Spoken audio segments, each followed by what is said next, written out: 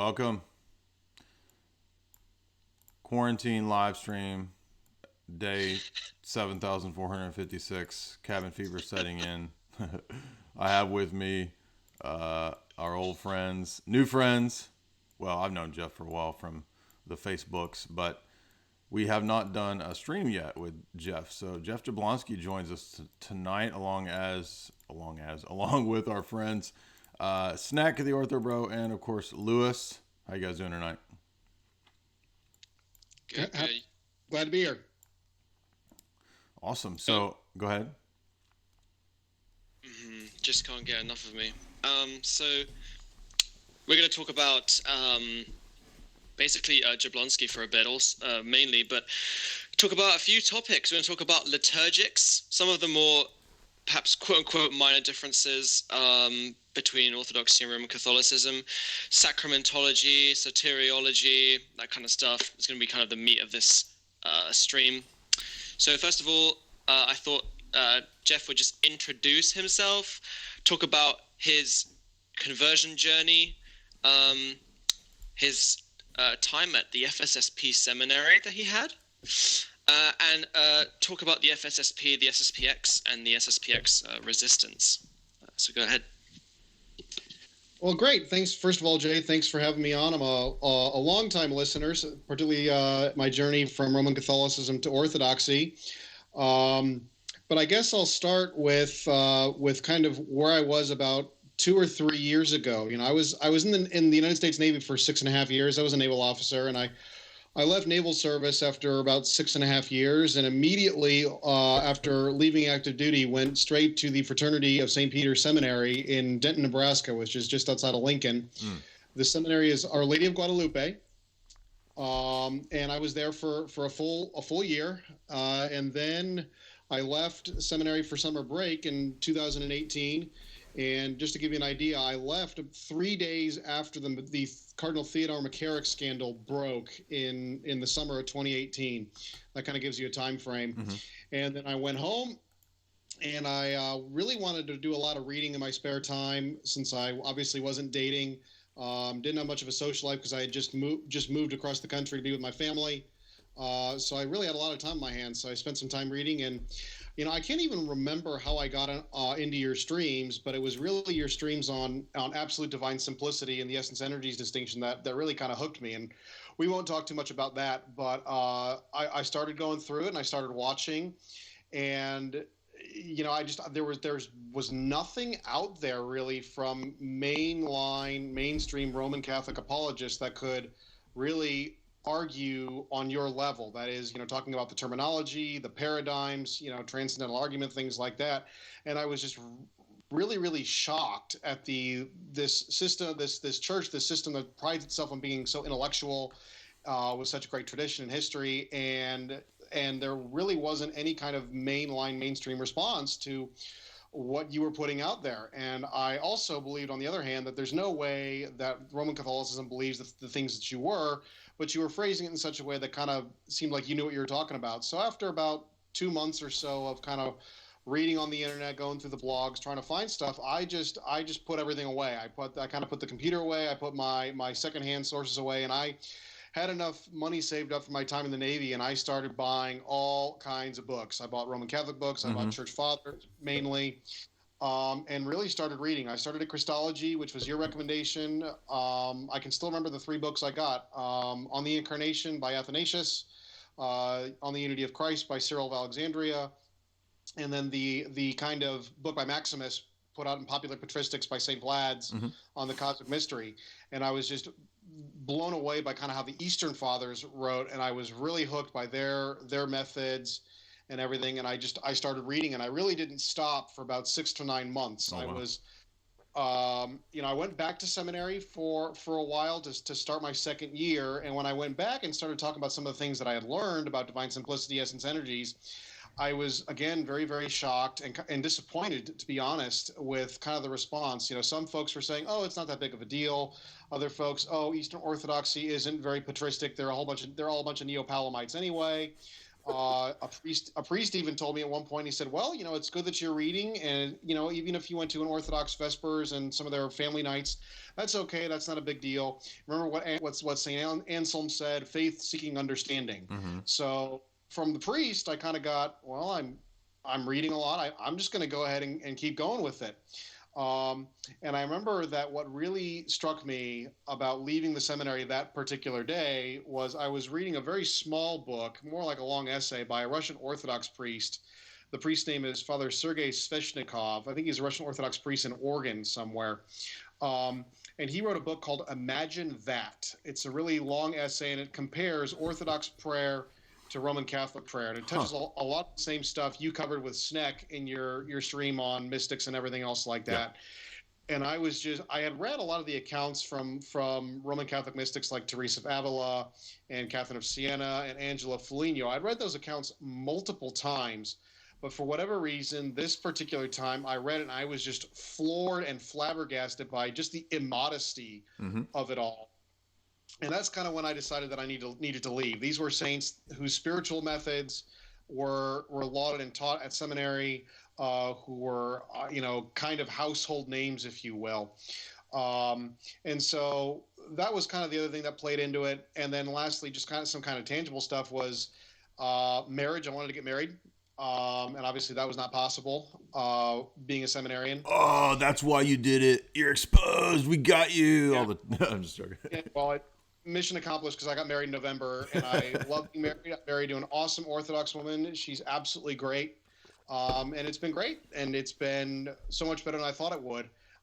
And I just love the Orthodox view on marriage and the priesthood. Father Josiah Trenham, in his talk on Roman Catholicism, does a really great job talking about that. He does, yeah. But when I came home from seminary for summer break, there was one instance that I can remember where on my way home on the East Coast, I stopped at a fraternity parish where I had been going. And one of the priests there were two priests there. One priest was gone. The senior pastor was there.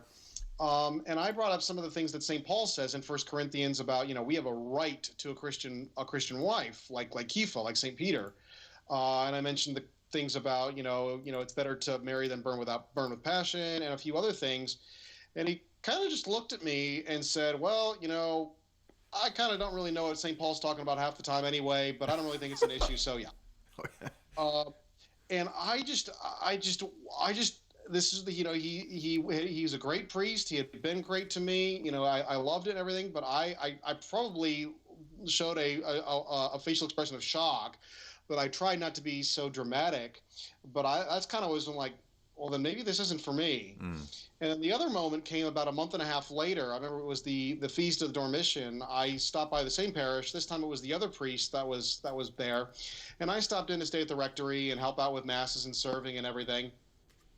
And I had gone to a wedding 4 days before the feast of the Dormition. I'd gone to a Catholic wedding, and there were a whole bunch of people my age. I'm in my early 30s. And I was in a suit and tie because I hadn't gotten the cassock yet. So no one really knew I was a seminarian. And it was just really, really awkward, go out for, the line dancing and things like that. But then when it got to the slow dance, no, can't do that. Sorry. And it was just really, really weird. And so I told this priest that on the Feast of the Dormition, and he kind of looked at me and said, well, it wouldn't be a sacrifice if it weren't painful. And I respect what he said. I mean, he was being honest, but that's kind of when I realized, like, I don't think this is for me. And so I went back, had the issue with the book on prayer, started reading some of that. And that's kind of when I decided to leave. Came home in September, and then just immersed myself largely in patristics and some Orthodox books, just to get an Orthodox perspective. If I had to pin it down to about 4 or 5 books, that's kind of difficult, but I would really probably say Edward Denny's Papalism is probably the one on the papacy. Father Francis Dvornik's book on the Phocian Schism, ironically a Byzantine Catholic priest. Yep. The Disputation with Pyrrhus, which I know you bring up a lot, that really cleared up the dialectics. And the book by Athanasius that actually a lot of people don't read or even know about are his 4 orations against the Arians. It took me forever to read it because of how deep it goes. But once I got into it, and the distinction between essence on the one hand and then will and counsel, as you put it, on the other, Yep. it just it cleared up a lot of things. And then I wanted to get more clear, so I did some more reading. But that was really the clincher on orthodoxy for me. Awesome. Yeah. So we've done a lot of trad rehab around here, myself being a former trad also. How long did you say you were in the seminary? I missed that. Just out of curiosity. Yeah. I was in the seminary for a full year. So the Fraternity of St. Peter, they do a very nice job of realizing how bad catechesis is in the post-conciliar Right. Roman Catholic Church. So what they do is the entire first year, they call it the year of formation, and it's a lot of the basics. It's a lot of spirituality, Right. catechism. They go through the Catechism of the Council of Trent, which you've talked about. They do a lot of work in here's what liturgy is, here's why it's important. We do first year Latin, so we'll actually go through Latin. And the way they teach the Latin is by what's called the immersion method. So they give us a textbook that is all in Latin, and from the moment you walk into class the first time, about 90% of the dialogue with the teacher, with the priest, is in Latin. And I loved it. You learn so much faster, but that's just for me. And then just some other basic stuff. We went through St. Augustine's De Doctrina Christiana, how to read the scriptures, which I found very, very enlightening. That was great. It's all about the both and, Right. not the either or. Exactly. So just very, very basic, fundamental Roman traditional Tridentine Roman Catholicism, because the catechesis is just so bad. And then the other thing is just to make sure that you're really committed and you're supposed to be there. So Geoff, what for people who are listening, what is the fraternity of Simon Peter, SSP, FSSP, and where do they come from? What is this? What's going on? So the key to understanding the Fraternity of St. Peter is really understanding one name, and that one name is Archbishop Marcela Fev. And Marcela Fev was a French archbishop. He was actually a missionary. He was the head of the Holy Ghost Fathers, I believe, for a while, and he was committed to tradition. And he really, really had a hard time with a lot of the Vatican II documents, even though he did sign, I believe, all 16 of them. But he really had a problem with some of the quote unquote troublesome passages, particularly from Nostra Aetate and things like that. Mm-hmm. And he opened a seminary in Econ in Switzerland. I think it was just after the council. I know he ran into trouble with Paul VI in the 70s. But he, towards the end of his life, I believe, received a terminal cancer diagnosis. And he really wanted to have a bishop in charge of his society, the Society of St. Pius X. And he felt at some level that he was being stiff-armed by the Vatican, and that the Vatican was just going to wait until he died and then either dissolve or kind of create a traditional ghetto, I suppose, is a way of putting it, for the Society of St. Pius X. And the kind of Novus Ordo side of this is that John Paul II said, no, I want to consecrate the bishop personally. You pick 3 guys that you would love to have, or 4 guys, however many bishops, nominate them, and I'll consecrate the one to be the head of the society. And apparently Marcela Fev, I don't know the full details. Jay, you were in the society. You probably know more about it than I do as far as the society's story goes. But as I understand it, he agreed, and then overnight changed his mind, or over the course of a few days or a short period of time changed his mind, and decided to consecrate the bishops himself. And he consecrated, I think, 4 bishops. Yeah, it might have been 3. It was 4, yeah. He consecrated 4 bishops in 1988 without the permission of the Roman pontiff. And this is one of the few offenses, according to Roman Catholic canon law, that brings about an excommunication latae sententiae, which means in the very act of doing it. That means that the Pope doesn't have to notify you've been excommunicated. It just is. That's where it is. And the society and the traditionalists will bring out another canon from the Code of Canon Law that says, in the case of an extraordinary crisis, in extremis, a prelate can do what he feels is necessary for the safety of the church. And that's what they fall back on. And even the fraternity priests, some of them do believe that Marcela Fev was in good faith and that this canon does apply to him. But the problem is that at the end of the day, the buck stops at Rome, and the Bishop of Rome has the ability to adjudicate and execute the Code of Canon Law as he sees fit, and no bishop, no cardinal, no one has the right to call that into question. That's the way it is. Exactly. Well, after he consecrated the bishops, Marcela Fev, that is, a group of priests and seminarians, and I think either one deacon or a few deacons, they made the drive from Switzerland down to Rome in August. And I've never been to Rome, but apparently it's very hot and humid in August, which is when this took place in the summer. And so most of the curia and a lot of the officials were gone, but the Holy Father was at home. And so a lot of the priests and deacons were able to get an audience with the Pope, John Paul II, fairly quickly. And they essentially put out their case that they were caught between a rock and a hard place. They were caught on the one hand because Marcela Fev they viewed as their spiritual father, and they felt that he had, in a way, betrayed them because he had not defected, but he had gone against the Holy Father, the Pope. And on the other hand, they had a commitment to the books of 1962, which were the last Tridentine books of the traditional Latin Mass. They really loved the traditional way, the Tridentine way of doing baptism, the Mass, all the liturgical functions. And so they asked to found their own society, their own kind of group. And John Paul II, within a matter of weeks, agreed. And that was, they as a show of respect, I guess, fidelity to the Bishop of Rome, they named themselves the Fraternity of St. Peter. And that was 32 years ago, coming up on 32 years ago. They opened a seminary in Bavaria, St. Peter's in Vigratsbad. And then when they had enough money and enough support, they opened a seminary first in Pennsylvania, in the United States. And then when they got enough money and they received support from a diocese, they opened their seminary in Lincoln, Nebraska, in the Diocese of Lincoln, Nebraska, which was the one I went to. And the situation in which they were founded, they became kind of a kind of something interesting was they became a society of pontifical right, which is really a kind of a legalistic term. Basically, it means that they report directly to the Pope. They do not fall under any diocese.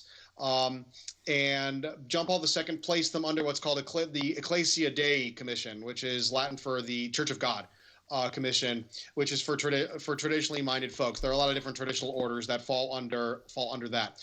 They are not, according to the legalistic term, they are not a religious order. They are a society of apostolic life, which is kind of a halfway between diocesan and religious order. And we don't really need to go into that. But that's kind of how they were founded. And to this day, you kind of have a rivalry between the fraternity, which is about half the size of the society, and the society. And the hardline society folks will come over and say the fraternity caved to Vatican II, and the Vatican II or the fraternity folks will respond and say, "Oh, you guys are schismatics. You're not in the church, or you're not in full communion. We can't go to your churches." And there's all kinds of polemics that go back and forth. I think the priests do a pretty good job of at least on the fraternity side, of staying out of it. But really with this Amazon Synod nonsense and kind of what's going on with Pope Francis, the trads are kind of being pushed together against their against, I don't want to say against their will, but kind of against their past. This is ironic because back towards, I was already no longer attending the SSPX Latin Mass, but back during that time period in the 2000s when Ratzinger was elected and he did his motu proprio about the Latin Mass, this actually caused quite a bit of division within the SSPX, and there was rumors of Fillet and other people reconciling with Rome.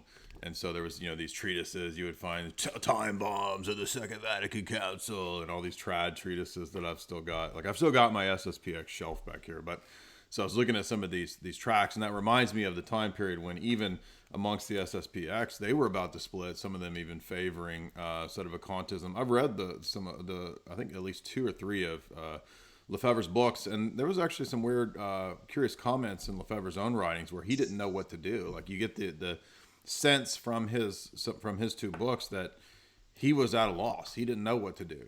He thought, he was in this an extremis position. I'm not trying to defend. I don't really have any I don't care either way anymore. But looking back, you can see where he was even considering and making these kind of set of a conscious type statements at times, like maybe it's apostasy, maybe the see is vacant, maybe this, maybe that. So I think that the compromise, the halfway house position of the Society of St. Pius X itself is the root of the problem that a lot of people don't understand. So hang on, just to recap, because I thought you made an interesting statement there about the SSPX, Jay, in terms of the split. So just to recap, so there's the SSPX, which was founded by Marcela Fev, and then there was the FSSP, which kind of came out of the SSPX. Right. But then, as mentioning these splits, there's also the SSPX resistance, which is still somewhat relevant, as I understand. And so is there three positions on Vatican II between these three groups, or what? Or are they just interfighting? What's going on? Yeah, I'll let Geoff talk. Go, Jack. Well, I was just gonna say you could say that because within the SSPX, and again, I haven't been in those circles in at least since 2006, so I can't speak to, but just kind of what I remember and where I've heard things have gone is that you kind of have two wings of the SSPX. You have people who sided with Fillet back at the time of the Motu Proprio Benedict, who wanted to go back to Rome, and they were very eager to do it, and Fillet was really pushing for that. He was, at the time, the leader of the SSPX. I haven't kept up with the SSPX ever since then, but and then I think that kind of continued to be this kind of hard line. And as you pointed out, Lewis, that hard line kind of moved in the direction of that kind of resistance model. Again, I tuned out around 2007, so I don't know beyond that. Geoff? From the fraternity side, I don't really know a whole lot about the SSPX resistance. When I converted to Roman Catholicism in a fraternity parish, and I was in one for most of my time as a Roman Catholic. At one point I moved overseas with the Navy, and for about a year and a half I was outside of Tradland. The fraternity, it's kind of the attitude I get is, we have these things, and we do say that the Vatican II is a council of the church, but we really don't talk about it. Yeah, a whole lot. One thing that in particular that we do talk about, or I shouldn't even say we, the one thing that the fraternity does talk about is a portion of Lumen Gentium. It's Lumen Gentium 25, and that's more or less just the definition of what the magisterium is in all of its different forms: ordinary, extraordinary, etc. And I don't really think there's anything modernistic or anything in there, though I can't recall the exact wording off the top of my head. And I think it's really more a re-emphasis of the kind of Vatican I mindset, even to the point that even if a papal statement in an encyclical or an apostolic exhortation, for example, isn't ex cathedra, it's still ordinary papal magisterium. Yep. And as such, you owe it at the very least religious assent. Exactly.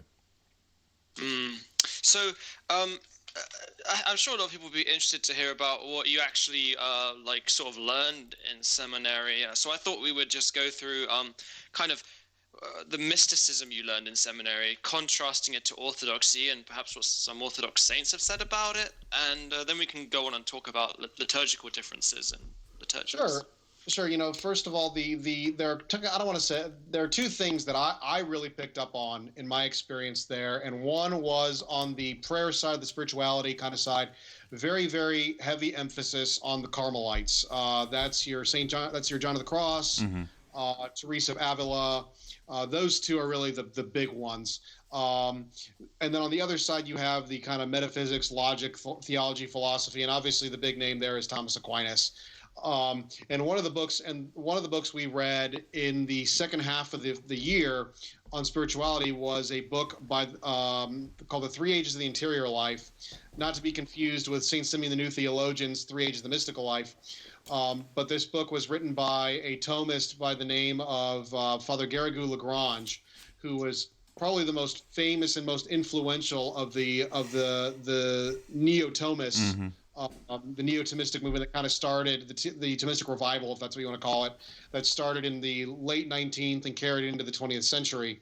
He taught at the Angelicum in Rome for decades, but his goal with this series of books, it's 3 volumes, we read the majority of the first volume, was to not merge, but to put forward a kind of paradigm where the theology and philosophy and metaphysics of Aquinas merged with the spirituality of John of the Cross and Teresa of Avila. So quite often you would have paragraphs and things in this book that would quote from both sides. But as far as prayer goes, a lot of visualization, a lot of use of the imagination. The Rosary was obviously highly recommended, as it was in Tridentine Catholicism, and in a lot of the saints of the Counter Reformation.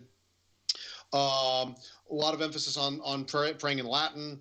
And they more or less, the priests and the classes there put forward a lot of different schools, if you will, or different methods of meditation that varied in kind of their accidents, but in their substance, in the philosophical term, were more or less the same. You kind of had this introduction where you visualize, you make your decision on what you're gonna focus on.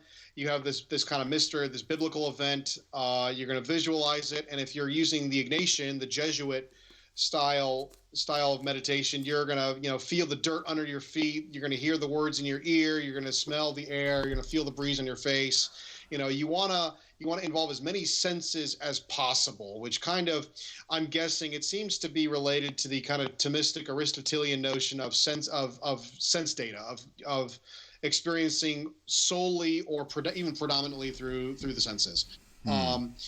But you put a lot of emphasis on that, and then once you're done, then you kind of just I don't want to say inflame, but you kind of rely on the affections, and the affections come out. You kind of make yourself feel sorry, like during Lent. You want to cultivate these thoughts and these feelings, these affections of sorrowfulness and contrition and things like that. And then you kind of just in your mind, in your intellect, dianoia, not the nous, not prayer of the heart, but kind of in your intellect, you kind of talk to God about it. You talk to Christ about what you're thinking, what's going on, and this is really, really great from their point of view in times of Eucharistic adoration, when you can be on your knees or sitting down and looking at the host, or even just in the chapel where the Lord is present in the Eucharist. And it's kind of a working our way up to God, elevating our minds to God. Is kind of the succinct way I would put it. For the Orthodox perspective, I've only been Orthodox for about a year and then I spent about a year as a catechumen. I'm not nowhere near as familiar. I'm still learning a whole lot. But the mindset seems very, very different. There's not visual. I know enough that visualization is a big no-no. Almost everywhere it's talked about in the Philokalia, for example, or even in the Fathers. It's almost condemned. Yeah, it is, right? Because it would lead to prelest. It would lead to, you would basically be worshiping not God, but your conception of God, which is a form of idolatry. So one modern saint he wrote the book called The Arena. His name is Saint Ignatius. I can't remember what his last name is. Russian. I can't pronounce it. Forgive me.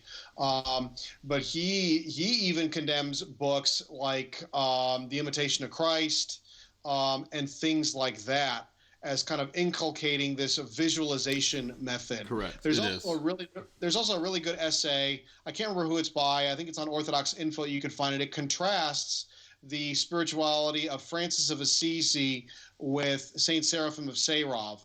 And Saint Seraphim of Sarov was all about, whenever he would quote unquote see himself or think of himself, whether it was as a light or whatever, the light would grow dim and almost go out because of sin, because of how sinful he saw himself, and just consumed by the passions, and how much help he needed from God. Whereas Francis of Assisi, in one of his famous visions, saw himself as a light next to God, and he kind of like merged with God or something like that. And it's just very, very different. I think the goal is the same. The goal is to kind of elevate ourselves and achieve this union with God.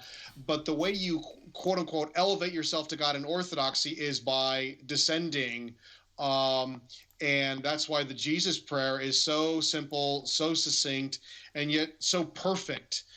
for prayer. And I mean, it can be done by me, a kind of neophyte Orthodox who doesn't really, still needs to go see his priest basically every week with questions, or someone as advanced as Saint Seraphim of Sarov, who they all do the same thing. And you do have this example in Catholicism with something like the Rosary. But the methods kind of evolve as you go up, and that's one thing Garrigou-Lagrange does talk about. These 9 levels of prayer, and it becomes very scientific. And at this level of prayer, this faculty will turn off because you no longer need it. And then this faculty will experience this. And then at this point, once you've gone through stages 1 through 3 or 1 through 4, you'll go through the dark night of the senses. And then after stage 7, you go through the dark night of the soul. And then you achieve the transforming union in stage 9. And that's what this is like. We think because... It's like a video game. It's a video game, like Sneck always says, like hit points and upgrades and So, at the time, and the priests at the seminary did a very, very nice job of trying to emphasize, don't be concerned with what level you're at or whatever, but because it's so laid out and it's become such a focal point, it's almost impossible not to, at some level, to compare yourself.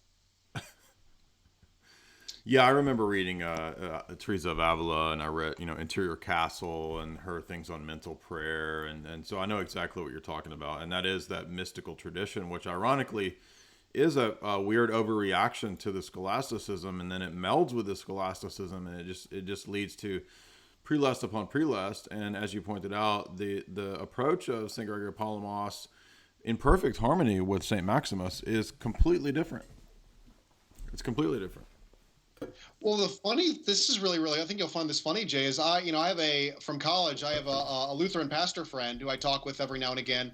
And one thing I mentioned as I was going through this, and as I was reading it, as I was understanding the noose, I had a time where I had to figure out what this thing called the noose was. Mm-hmm. But even, I just finished reading Basil's Against Eunomius, and in this largely logical, philosophical tract, about metaphysics and essence and all these terms or whatever, at the very beginning, Basil says Eunomius's principal problem is that he isn't practicing the ascetical tradition. He can't see. Yes. He's not cleansing his heart. We can talk all day about essence, energy, hypostasis, all these things. Right. But you covered this with Dr. Bradshaw last night, but if you don't practice the asceticism and everything in concert together, symphonia, as you often call it, it doesn't matter how smart intellectual you are, you're not going to get it. Exactly. Yeah, the noose is not like this other thing, like a thing we stack on top. This is a common misunderstanding. The noose is the mind actually being reintegrated into the heart, right? So the heart of hearts, this is like a Hebrew type of concept. You see this in Romans 12 where Paul talks about it.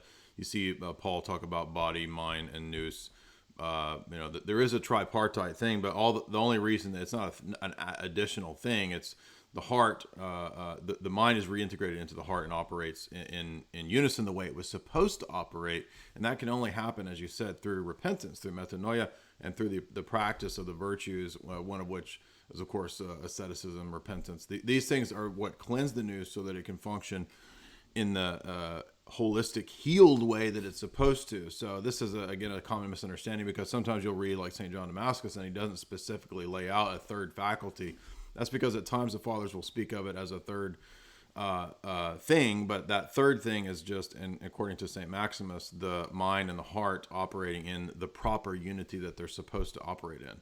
So in that sense, that's what the nous is. So it involves both of those faculties, but we don't put the intellect above the heart. They operate in unison, and that's very crucial, very key to see. Maximus is great on this, and St. Gregory Palamas. In fact, when Gregory Palamas defends the operation of the nous, he just says this is what Paul is experiencing when Paul is translated into the third heavens, right? Paul had the direct perception of God in its fullest sense, at least for a human being, for an apostle. In this life, you could say, and that's possible. That's there as a potentia for all Christians who progress in theosis. And so, in Roman Catholicism, all that's basically impossible. All that is beatific vision. That's the afterlife. It's not something that's for every Christian. And so, as you said, what you'd get then in that system is attempting to build these kind of intellectual, rational things to where the rationality is eventually negated. And there is this kind of merging that happens eventually where you get the imitation of Christ, where I think I'm a little Christ and I have to experience the stigmata and I have to experience the crucifixion and this kind of stuff. When Paul says that he bears the wounds of Christ in his own body, he's not saying that like he has to also suffer for the sins of the world. Like you get this co-redemptrix idea. That's not what we're talking about. Sure. One last point I want to make on this that just occurred to me. I agree that you kind of see this merging, but one other thing that I think you see is kind of a fallout, which really became part of the Protestant Reformation, particularly in our own day, where it's at some point some Protestants somewhere read about prayer and everything, and they saw the scholasticism and the nominalism and the philosophical development in the West. Right. They kind of realized, like, guys, we lost something somewhere, because nowhere in the Psalter do you read, give me your intellect, my son, give me your intellect, or my intellect, my dianoia is ready. It's always about heart. And so often you see with Protestants, particularly in our own day and age, with charismaticism and everything, is this attempt to rediscover the heart, exactly, if you will, in prayer and devotion. And then because they don't grasp the balance and harmony of these things, they fall into the emotionalism and the histrionics of charismaticism, which is the exact same emotionalism and histrionics that we see in these very bizarre female Roman Catholic saints that are so exalted, like Faustina Kowalska and Teresa of Avila, and all these different women who have these just outlandish experiences of foreskin rings and hearts being cut out and tattoos, carved into the skin, and all this nonsense, which is just totally foreign to the first millennium of Christianity. Sure. One objection I've heard to this is that, well, it's really it's kind of impossible, they'll say, to pray without having some level of visualization, like when an iconographer writes an icon, or when you're reading prayers that have certain metaphors or imagery in there. So they would say, well, but it's impossible to not have some kind of visual element in prayer. How would you respond to that? I would say I would meet them on their ground and say, for some people, sure. But that's what icons are for. Icons are, not everyone can be an iconographer. I can't go out tomorrow and say, I'm an iconographer and write an icon of whatever saint or whatever mystery or whatever event I want to. There is a school, the church, I don't want to say governs, but the church, I guess governs, for lack of a better term, governs this. There's a tradition of it. Has canonical regulations, yeah. Sure, and so the church doesn't just say, "Oh, just make a picture of whatever you want," kind of like Timmy the 6-year-old giving it to his mom and putting on her fridge or something.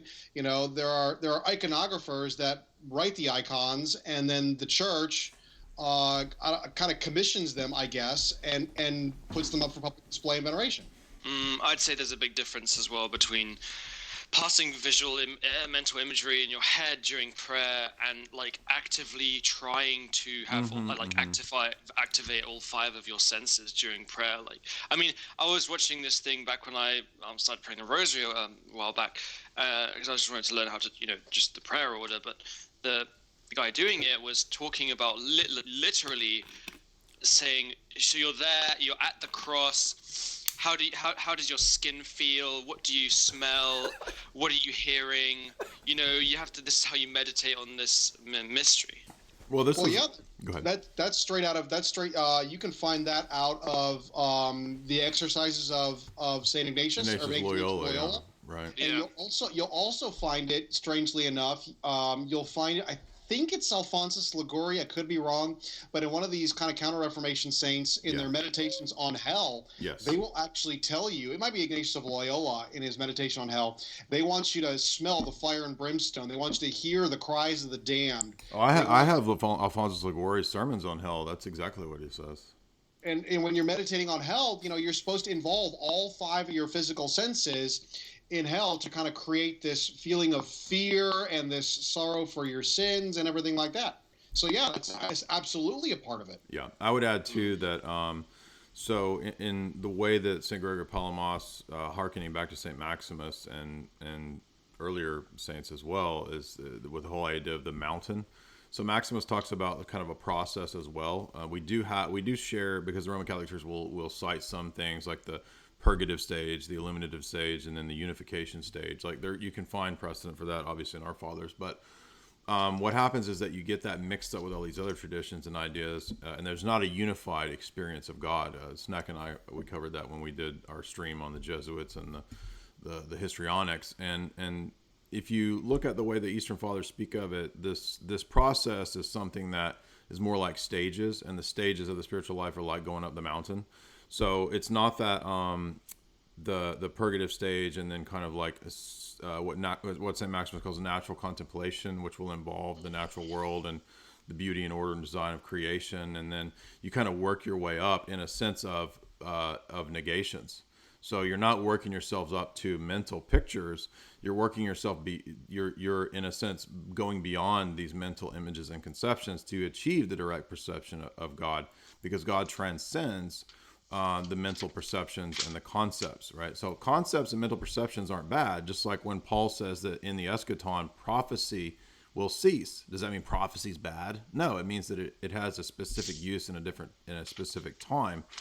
But that when we get into the eschaton, there will no longer be need for prophecy, words of knowledge, etc. He says those will cease in the eschaton. So in the same way, the direct perception of God via the nous that the saints possess, this doesn't mean that like a lower level of knowledge is bad. It just means that it surpasses it, and that's what's so crucial to see in the way that St. Gregory Palamas uses St. Paul's experience in Corinthians of the direct perception in the appropriate way. And I think most people will be surprised that if you read the triads, the majority of the citations, it's not from like mystical practices of yogis or any crazy stuff like that. It's not from philosophers. There's a few citations perhaps from a philosopher or two here and there, but almost all of St. Gregory Palamas' citations are from St. Paul. Indeed. So now I thought we would move on to talking about the liturgics. So what did you learn about liturgics, and how can you contrast liturgics in Roman Catholicism to Orthodoxy? And then we'll talk about some funny claims that the trads make, just really funny ones I've heard. Sure. Obviously the Fraternity of St. Peter, as I mentioned before, was all about the traditional Latin Mass, and that's probably why a lot of the seminarians show up, not just at the fraternity, but I would also guess at some of the other traditional groups, including the society, is for the Old Mass, for the Tridentine Mass. And it's very exact. The rubrics specify, there's the short succinct phrase. What is it? Jay, you can correct me if I'm wrong. I think it's say the black, do the red, or say the red, do the black, one of the two. And that kind of governs what the priest is supposed to do. And not that Orthodoxy doesn't have that, but it's very exact, and you kind of have this culture in amongst the trads of correcting the priest about when he doesn't do things wrong, when he doesn't do things, and it's bad. And if you sneeze, it's a mortal sin. It's not valid. Even to the point that I think Pius X released a prayer that basically that some folks will say after Mass. I can't say it off the top of my head. That for whatever rubrics you didn't get right, say this prayer and the sin is forgiven, and whatever else, whether you did it intentionally or unintentionally, it's okay. Yeah. But yeah, I did love the traditional Latin Mass. It's what I converted with. It was just so different would be the word that most trads would use, particularly the trads that come from Protestantism. It's just otherworldly, it's different, and things like that. The almost exclusive use of Latin is, of course, plays a huge part in that.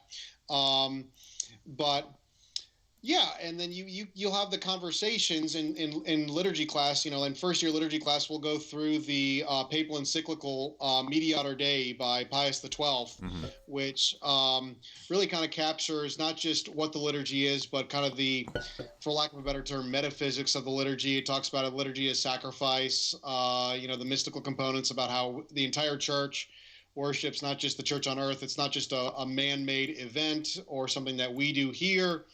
But you'll also see liturgics taught in, catechism and also in spirituality with, here are all the different types of the fruits of the Mass. Here are all the different things that go on in the Mass. And here's when the priest is doing this, you in the pews are supposed to be doing this. And you're offering the sacrifice for this purpose and offering your communion for this purpose. And it's like you would expect, very formulaic, very, I don't know if rigid is the right word, but there are certain things that you're supposed to do at certain times with certain words. It's a little more nuanced or a little more flexible for the laity and for the non-priest, but you get the idea. So very structured.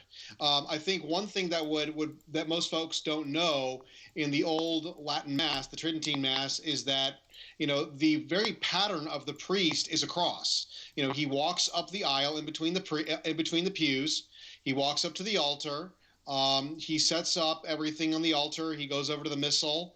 It goes to the gospel side, and even when the mass proper, the Mass of the Faithful, which is after the homily, starts, he's walking at right angles in the portion of the cross. So the notion of the cross and the Passion is built into the very pattern that the priest walks. So that gives you an idea of what the focus is in the Latin Mass, in the Roman Rite, if you will.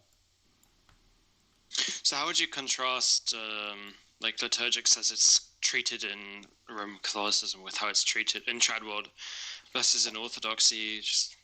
Just my own opinion on this is Orthodoxy is much more about rejoicing. I mean, obviously it takes place on Sunday, which is both the 8th day and the first day. There is much more of a, and I think I heard this somewhere, I don't know how true it is, but the pattern is much more about, a pattern of a circle, which is much more the circle of eternity.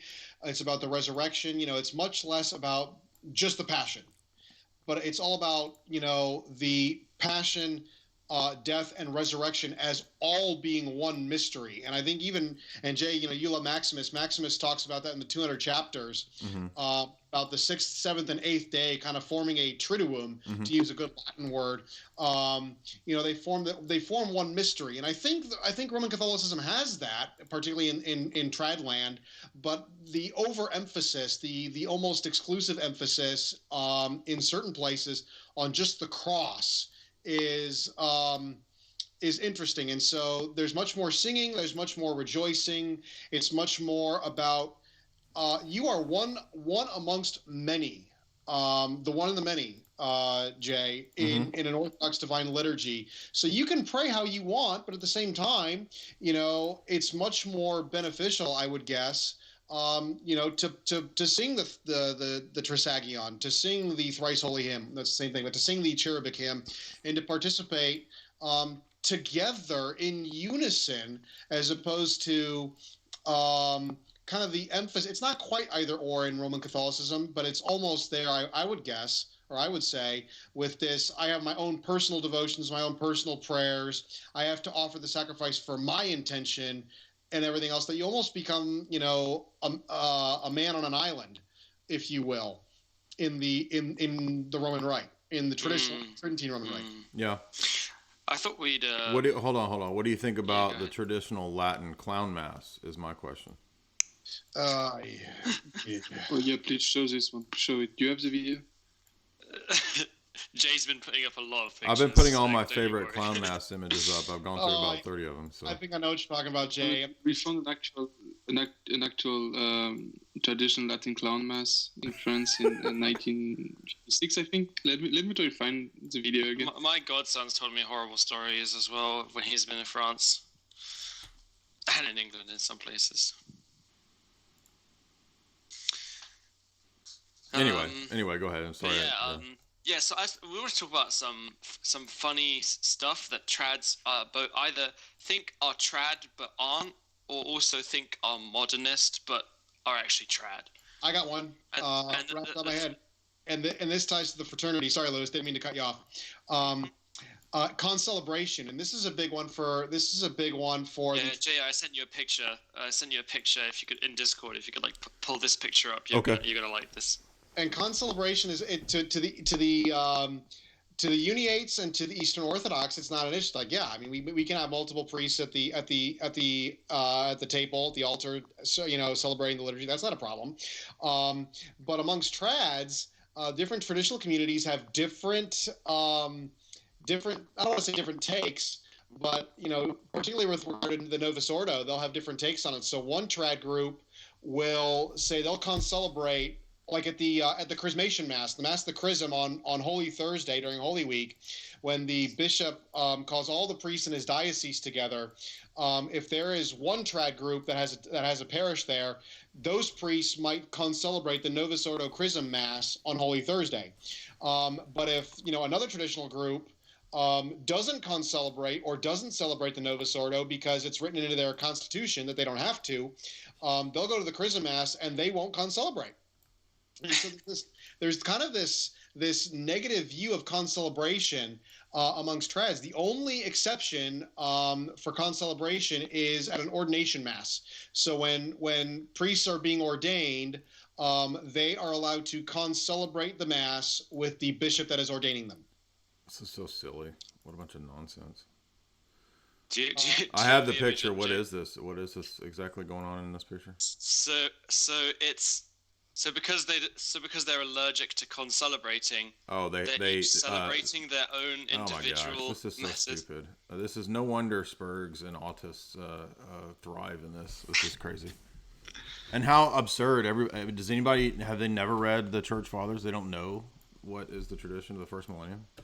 No, they don't. Is the answer. So anyway, go ahead. I can't see it on screen, but I have it up. Yeah. You have it up. But yeah, I mean, not even an altar server. Like in Orthodoxy, as far as I'm aware, you need at least one other person. But in this, it's like all the priests have to do their daily mass. Well, what's the traditional rubrics in the Latin Mass for when the drone brings the Eucharist, like that one video? Well, it's interesting, Lewis, you bring that up, but with this whole coronavirus thing, one of the things that, I'm in the Antiochian diocese, and one of the things that the Metropolitan for the Archdiocese put out was because the community must be involved, it's not just the clergy, it's right. The clergy, it's the altar servers and the chanters. Yep. And so the liturgy still has to go on, but you have to have some representation of the community. And, this is just another manifestation of the one and the many, the kind of, primacy in oneness. I remember at one point when I was in seminary, this happened at least once where, I was signed up to serve a private mass with a priest. And I had a conflict come up, and the priest just looked at me and kind of said, no, don't worry about it. It's okay. I'll celebrate the Mass myself. So it was just him on a side altar celebrating the Mass by himself. Yeah, that's called superstition, right? I mean, it's always supposed to be communal. Yeah. Another thing that I think is really trad is like having everything in Latin. Like this complete it's a magical language obsession with Latin. Yeah. I mean. And they were like, they talk about Tower of Babel and stuff, and how we're kind of like bringing back the curse of Babel or something. And you have some of them who says the opposite, who says that actually we instead of solving the curse of Babylon through mystical means, which is originally the speaking in tongues, we actually will by enforcing Latin by temporal means, solve the curse of Babylon. So everybody needs to speak Latin, and it's a universal language, which just begs the question. Why is Latin used in the first place? Wasn't it a vernacular? Isn't the Bible in Latin called the Vulgate, the vernacular Bible? So it was used because Latin was a vernacular in the first place. And how can you say that there's a language which is superior? How can you fight against the vernaculars when you have saints like Saint Cyril and Methodius who literally invented vernacular alphabet to fit vernacular languages so people could be evangelized? And again, how can you complain about the Protestant going sola scriptura, after having been deprived of scripture?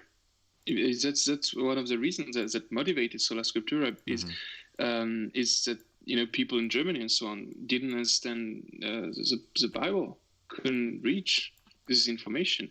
So you created your own curse of Babel, yes, with all these different Protestant and all these different Bibles that happened afterwards. It goes even further. We did find that. Yes, Nick, you can find that actually magisterially. This notion of this primacy of Latin. You can find it in an hang on, I got it pulled up. An apostolic constitution by John the 23rd called Veterum Sapientia, which gives primacy to Latin, particularly in the education of priests. You can also find it. There's a statement by Pius XII that trads love to pull out, which is something along the lines of, I think it's Pius XII that says, the day that the church stops speaking in Latin is the day before she goes back to the catacombs, or something like that. And then, of course, but at the same time, there are historians like, I think, Father Fortescue, who is a liturgist and a fairly renowned liturgist, freely confesses that the liturgy in Rome for the first, I think, at least 1 or 2, if not 3 centuries, was in Greek. Yeah. I have all these Michael Davies books here. I've got the entire set. I've got Ferrara, Great Facade. I've got all these trad books all stacked up here, ready to go.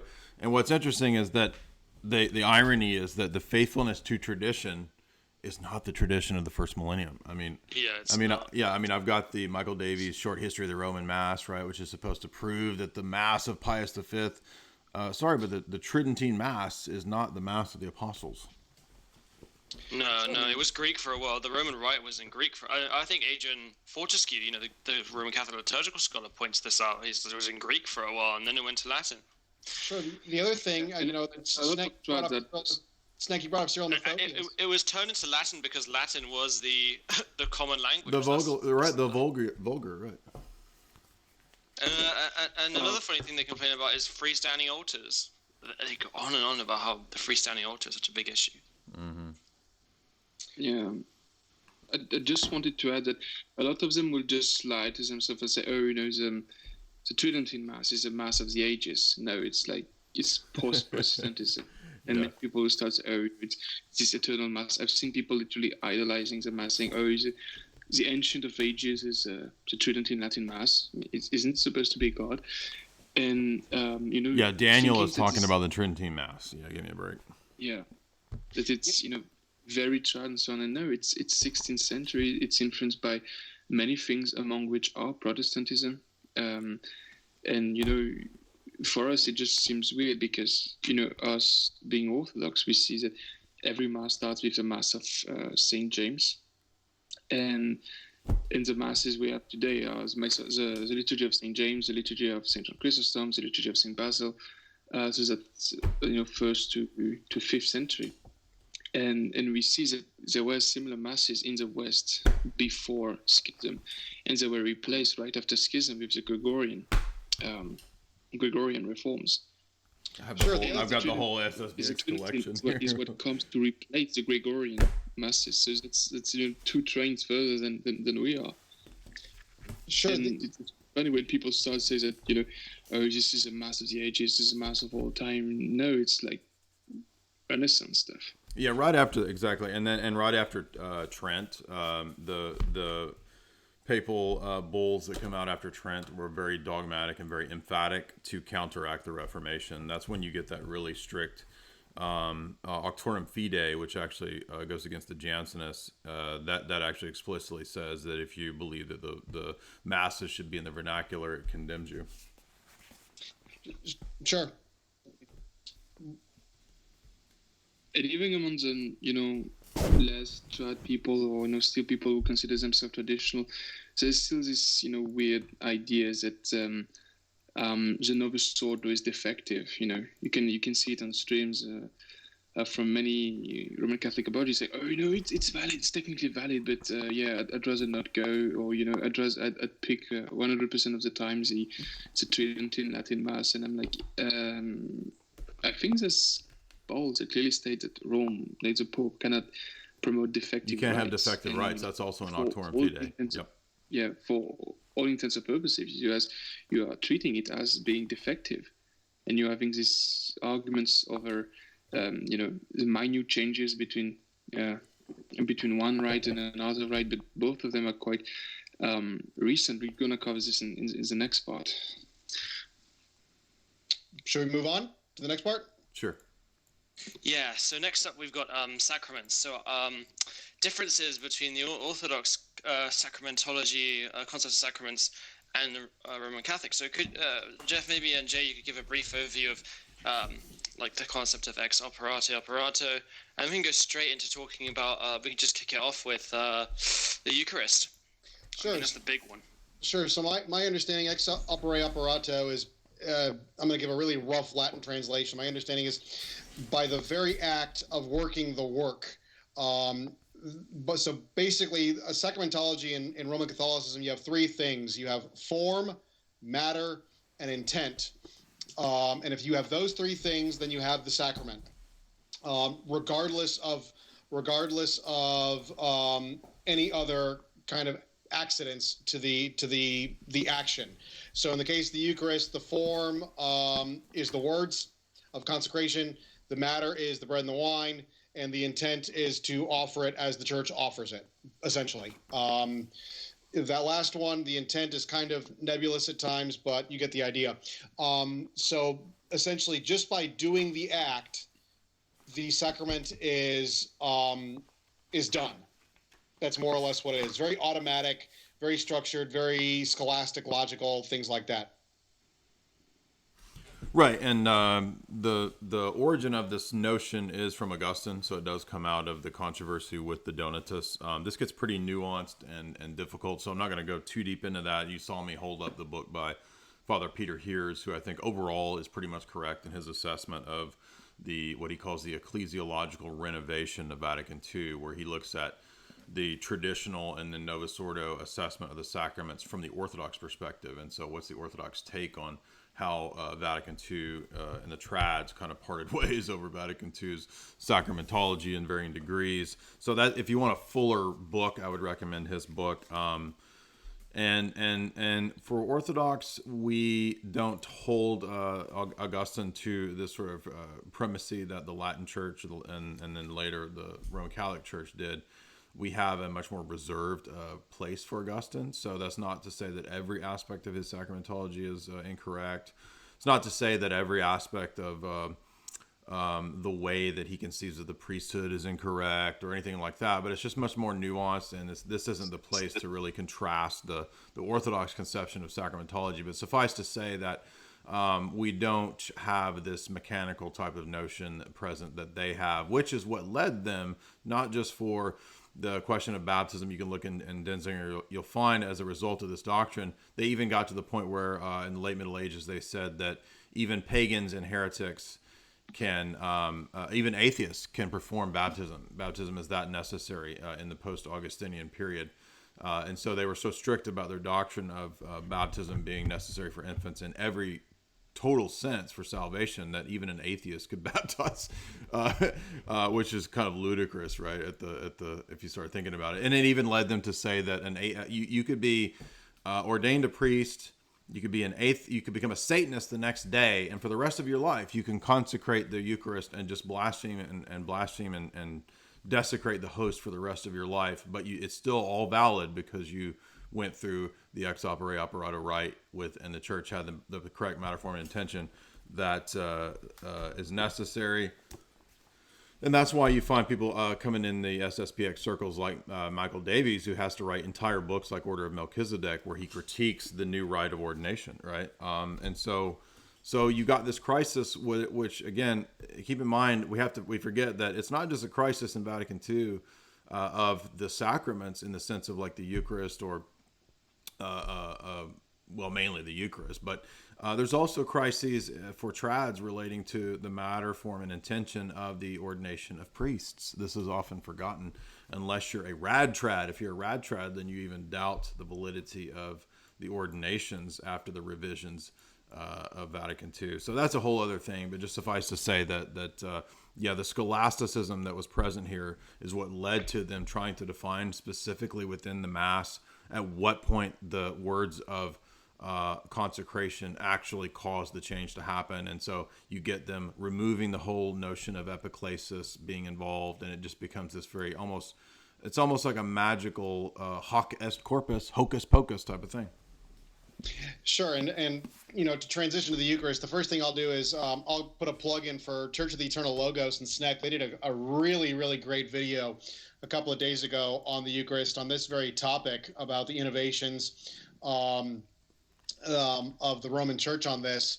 But we all know about the leavened, unleavened bread, so I won't. There are better talks on that than what I can put out. But the one thing that I could never answer is communion under one kind. That was always something that stuck out with me, and every time it would come to me, I would just kind of ignore it. I tried looking through a study Bible and trying to find it, and I never really got a sufficient answer.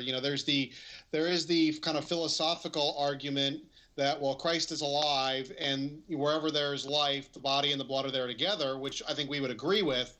But the other more fundamental problem is that, in the scriptures, in all three synoptic gospels, and again in 1 Corinthians, particularly in 1 Corinthians, St. Paul says it multiple times. And then in John 6, we are commanded to consume the blood. And, I'll pull out a thing here from my old Roman Catholic Haydock Bible, which is a Douay Rheims, kind of every trad's favorite Bible, because there's so many study notes. And this is 1 Corinthians chapter 11, verse 28. St. Paul just says, but let a man prove himself, and so let him eat of that bread and drink of the chalice. And Father Haydock, a Roman Catholic priest, under the notion of drinking the chalice, says, quote, this is not said by way of command, but by way of allowance, where and when it is agreeable to the practice and discipline of the church. So it seems like a really, really, convenient thing. Let's pick out the chalice. That's by way of allowance, but the eating of the bread, that's not. Yes. Lewis, you want to go? Yeah, Sneck could talk about the departures on pedo communion and all that stuff as well. Yeah. Well, first of all, I will just there's been this whole controversy in the Roman Catholic world with Nick Fuentes, starting the eternal debate between communion on the hand versus communion on the tongue. And what's very funny with that is when you look at it historically, and that's what I talk in my live with Church of the Eternal Logos, some people will explain that, oh no, communion on the hand is totally invalid, and this is invalid, and there's no grace in this, and especially in the Trad and SSPX group and so on, the one who fetishize a traditional quote-unquote Latin Mass. But if you adopt the same the same behavior, what would these people have said when the bread went from leaven to unleavened, which has been condemned as a Judaizing heresy? What would they have said when children stopped being communed? When children became excommunicated by default. Mm-hmm. Yeah, pedo communion is a huge one.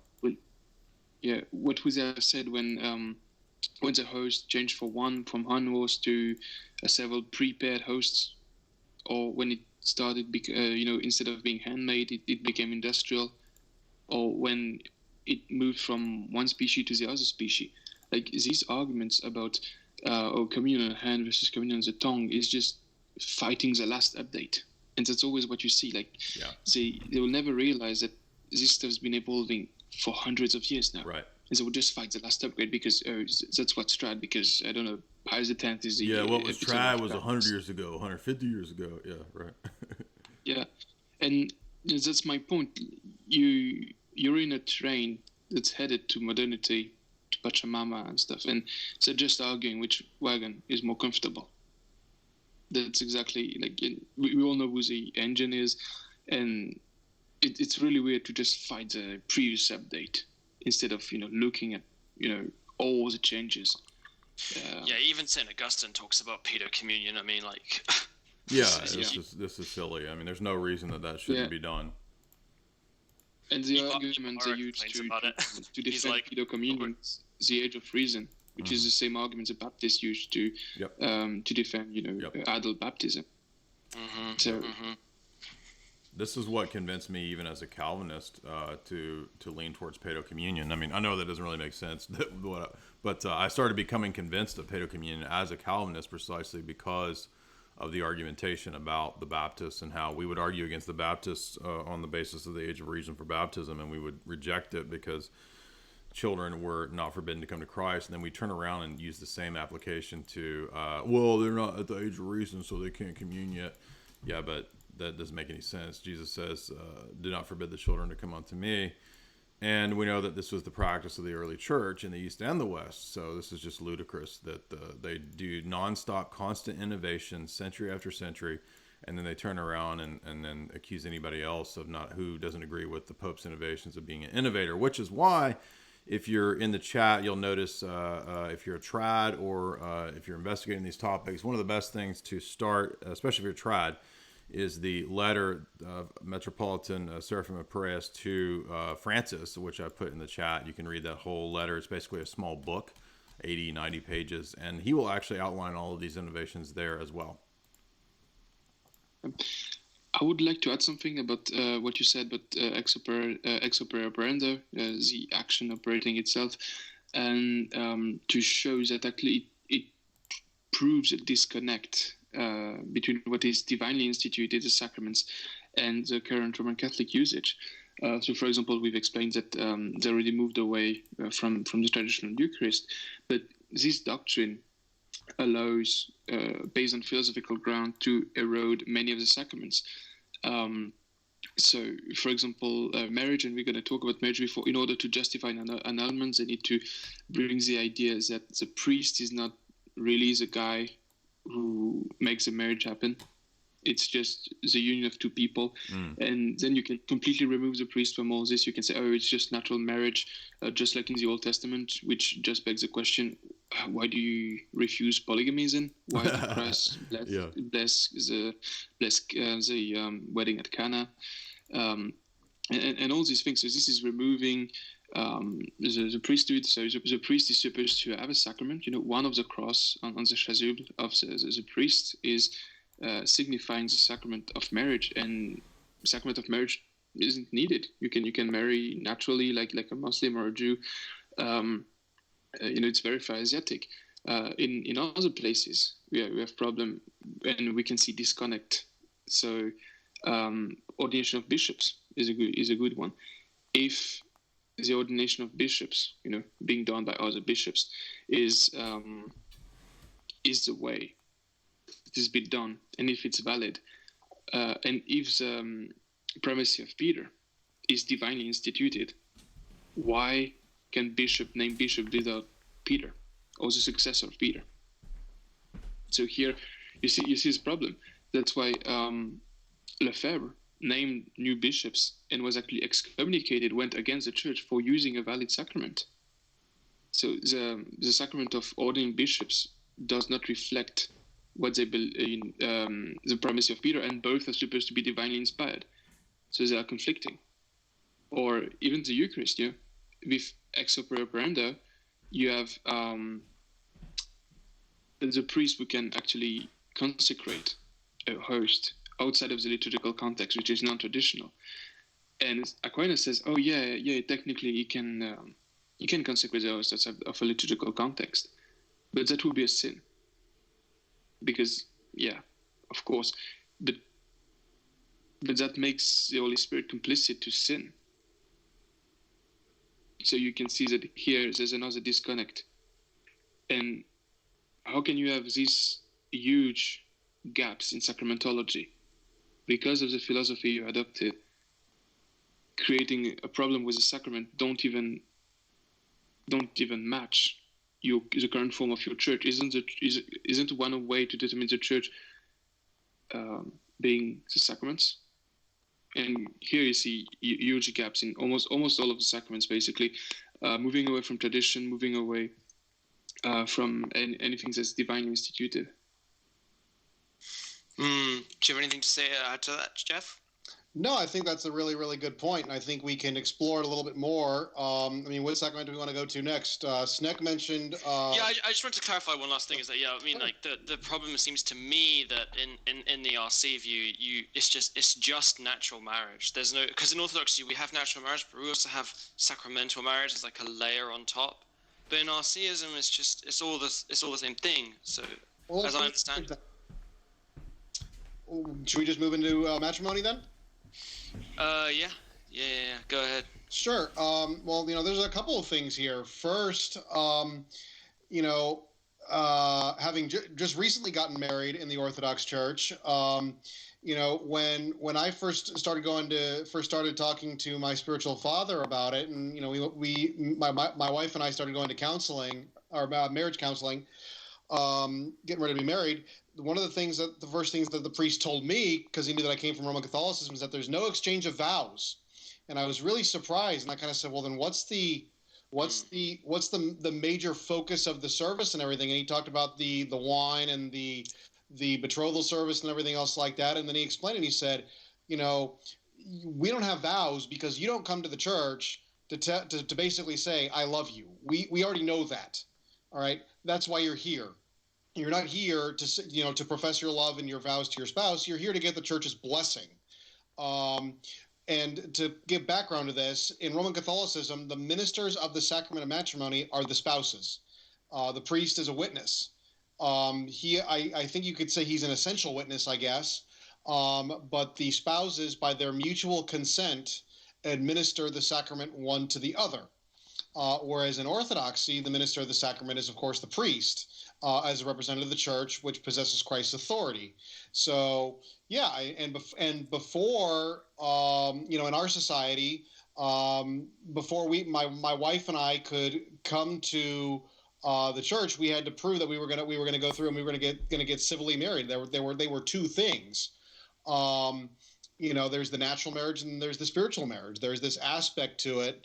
And, I don't really know if that's exactly present in Roman Catholicism, but the first thing is the minister of the sacrament is very different.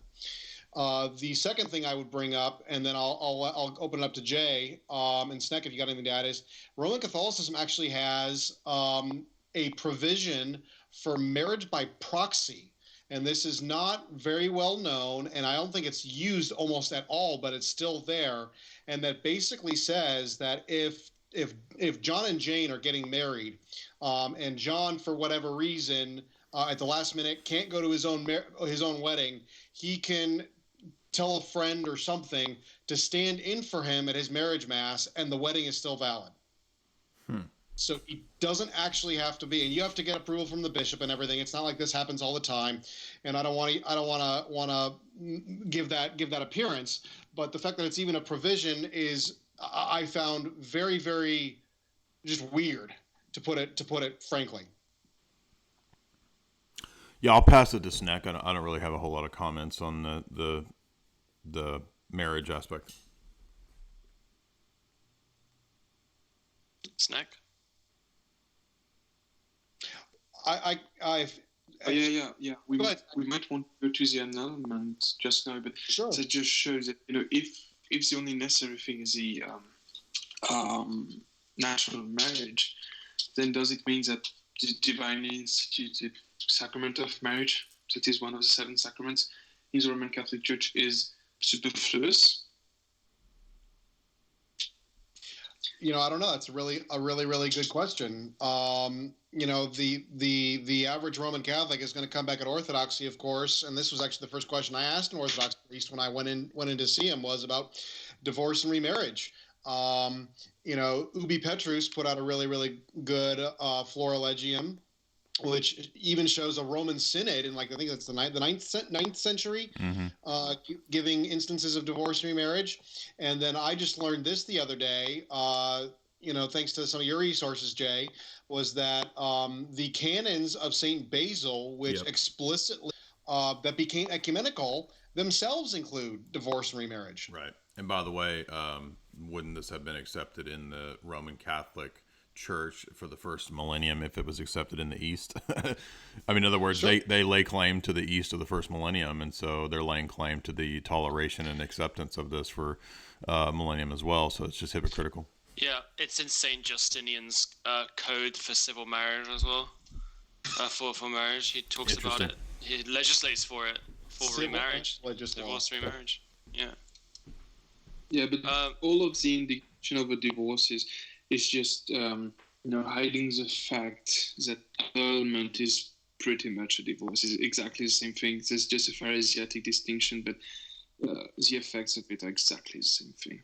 So a lot of them will come explaining that there's no sanctity in the Orthodox Church for allowing first millennium discipline approved by saints, doctors of the Church, popes, because they changed one word from divorce to annulment, and we see that the concept is very similar.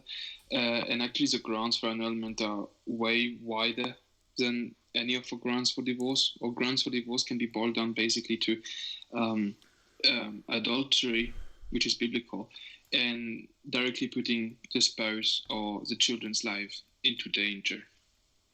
The grounds for annulment, I don't know if you have the document, Lewis, but it's quite wide. I think Jablonski might have it. I sent it to him in Discord. I do have it up. What I can do is I can send it to Jay, and Jay, after the stream, you can put in the resources if you want. Okay. I mean, and a lot of these have bases in canon law. I mean, I'll read you some of them, which we got. Insufficient use of reason. You or your spouse did not know what was happening during the marriage ceremony because of insanity, mental illness, or a lack of consciousness. Ignorance about the nature of marriage. You or your spouse did not know that marriage is a permanent relationship between a man and a woman ordered toward the procreation of offspring by means of some sexual cooperation. There was a really interesting one in here. Future condition. You have your present, past, and future conditions. This one's great. Basically, you set a condition regarding marriage. For example, we'll get married given that you have completed your studies, or that you have completed your studies in the past, or that you will complete your studies in the future, or stuff like this.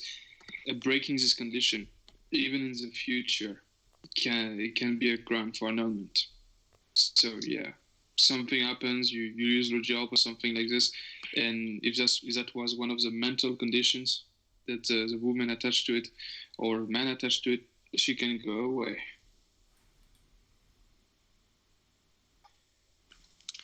Do you have any you like Jablonski? No, I think that just about hits it. But I mean, it's just I agree with Sneck. It's interesting that you have patristic quotes from Saint Cyril of Alexandria, from Saint John Chrysostom, and of course from Saint Basil, that all essentially state that sin destroys marriage. It destroys the marriage bond between husband and wife. And the Roman Catholic belief of an annulment is that there is no bond. The only difference there is that the Roman Catholic purports to have the belief that the bond can't be destroyed. Mm-hmm. But yeah, it's just very, very problematic because you have civil and religious law that both allow for it in certain cases. Yeah, and then of course God says He's going to divorce Israel in Hosea and Jeremiah. So. Sure. Should we move on to should we move on to priestly ordination? Yeah. Talk about it. I don't know much about this myself. So. Sneck probably has more to say about this, but I think the interesting thing that you can kind of look at, because you have each communion has the threefold distinction in holy orders, deacon, priest, and bishop. But what's interesting from my perspective is how does the Bishop of Rome, how does the Pope himself, his office, play into this? Is his office a kind of fourth office of the papacy? And I've seen Roman Catholics argue both sides of this, that the Bishop of Rome doesn't actually have any more sacramental stuff, for lack of a better term, than a regular bishop. And I've seen people say, well, no, actually, it's kind of a rite, R-I-T-E, that conveys something, a chrism, if you will, to the Bishop of Rome. Sneck, what do you think? Nothing special. I think I already expressed this, but the fact that it's not reflected, even though it's supposed to be divinely instituted, will be the problem here.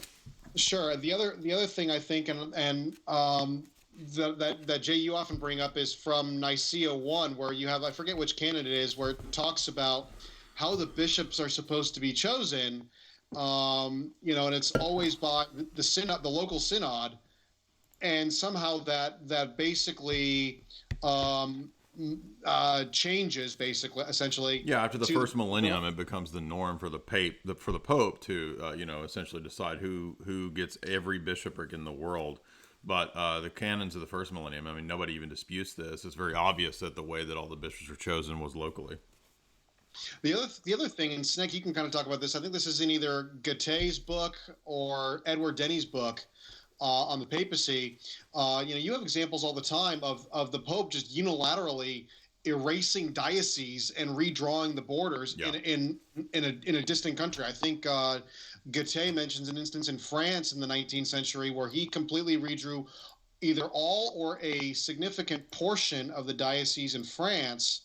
And dozens of bishops literally found themselves overnight without a see. Yeah, even though you have like dozens of canons clearly expressing the fact that bishops are independent, and even when they are inside jurisdictions, they still have they retain some level of independence, and this was done by the Pope to fight against the Gallicans. So overnight, he just removed seats in France and added some in Italy. So the votes will go towards the ultramontane party. But again, you see a great departure from the early church. You see the idea of the bishop being enshrined, the idea of the bishop having independence. It is jurisdiction. You have thousands of canons talking about bishops and having their own jurisdiction. I covered this in another live with Church of the Eternal Logos, quite good. And overnight, you have suddenly this person who can remove these sacraments, sacrament of intronization, ordination of bishop, without even being present. Yeah, I want to put that in the chat. Everybody in the chat, I'm going to add the stream that Sneck did with Church of the Eternal Logos, where they cover the canons, because I've got it there. So the canons of the councils are one of the easiest ways to see that the Vatican I mindset was not true, and if that's the case, then Roman Catholicism is not true, because according to Vatican I, it's built on Vatican I's interpretation of history.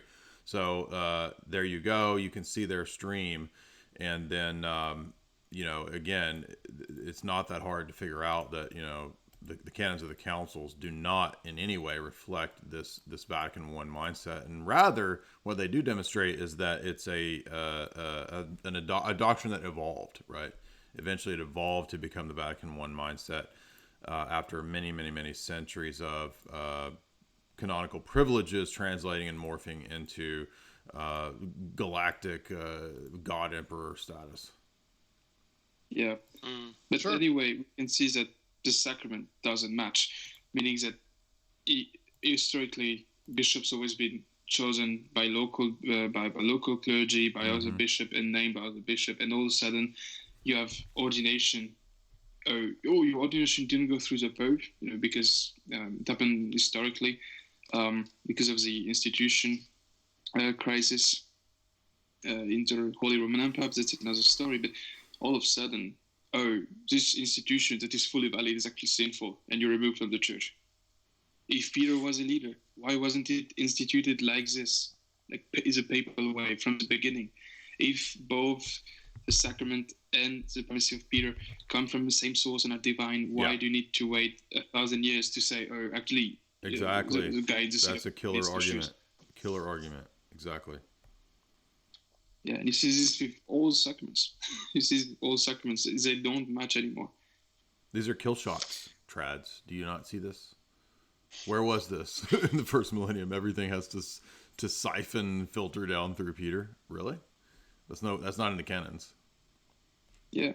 If your vision of the Eucharist is the right one, how is it that in order to justify your vision, you have to say that the Holy Spirit can commit a sin by making Eucharist? Can you flesh that out a little more, Sneck? Can you state exactly what you mean there? Like I talked about it with the operating itself. Yes, that's another kill shot, because the Thomistic understanding says that if the priest consecrates the Eucharist outside of the liturgical context, it's a sin, which means that the Holy Spirit commits a sin or helps committing a sin. Yeah, it's a good point. So in other words, take a more radical example in their sacramentology, which they do admit, which is that the former Roman Catholic priest who becomes a Satanist, who then consecrates the Eucharist, in order to blaspheme it, it is still the Holy Spirit consecrating that Eucharist. So I need to ask then something here. A lot of the Latin fathers and even some of the Greek fathers, if I recall correctly, do talk about an indelible mark of the priesthood. How would we understand that versus how it's understood in Roman Catholicism? And it seems to be a lot more legalistic over there. I would say that this is where it does verge into the realm of the nuance. Personally, I am of the view that there is a validity that can be acknowledged. We see this in the canons of Nicaea, for example. The schismatics who return to the church do not have to be reordained. They can be received in different ways on the basis of economia. We see canons that relate to different ways to receive people via baptism or chrismation or reception of converts. I know this is a heated topic. I'm just giving my opinion on the matter.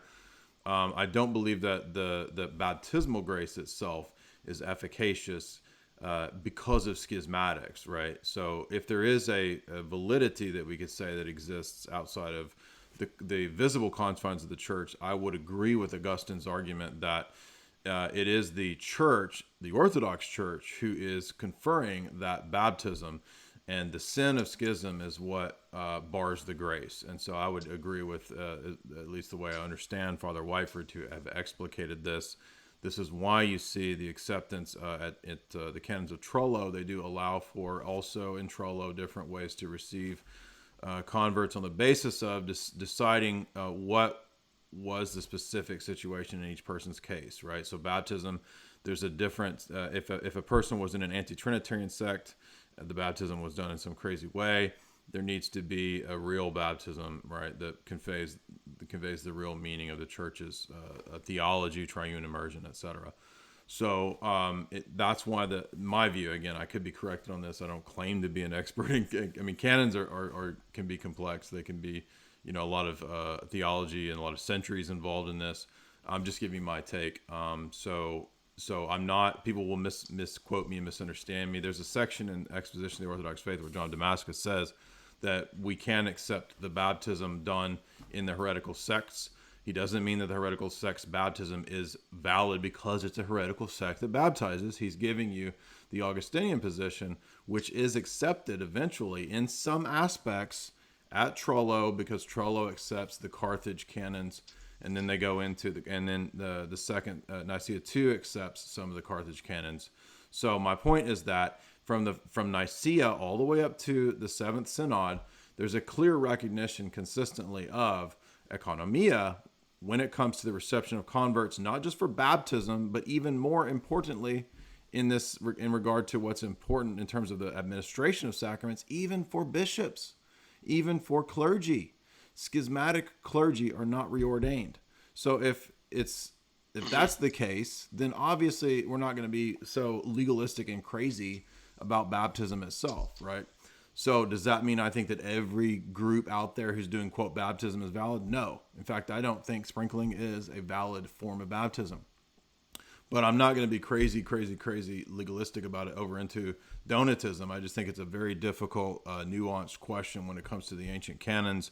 Roman Catholics get confused, and they say that when we don't accept every aspect of Augustine's position, oh, you guys are Donatists.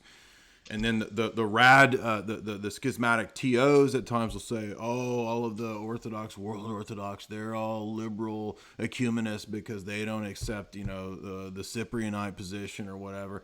I don't think we have to accept any of those positions, because what Trullo and Nicaea II are very clear about, and what John Damascus is very clear about in the exposition, reflecting on the previous canons and centuries, is that there's economia, and the decision should be made by the bishop and by the priest on the basis of what each person's case-by-case scenario is, and thus the same applies to understanding ordination outside or by schismatic groups. I'm not saying that they have grace. I'm saying that there's some notion that they're valid. Now, there could be grace there in the sense of like God, God can answer and hear anybody's prayers according to what we see in Acts 10 with Cornelius as he chooses to.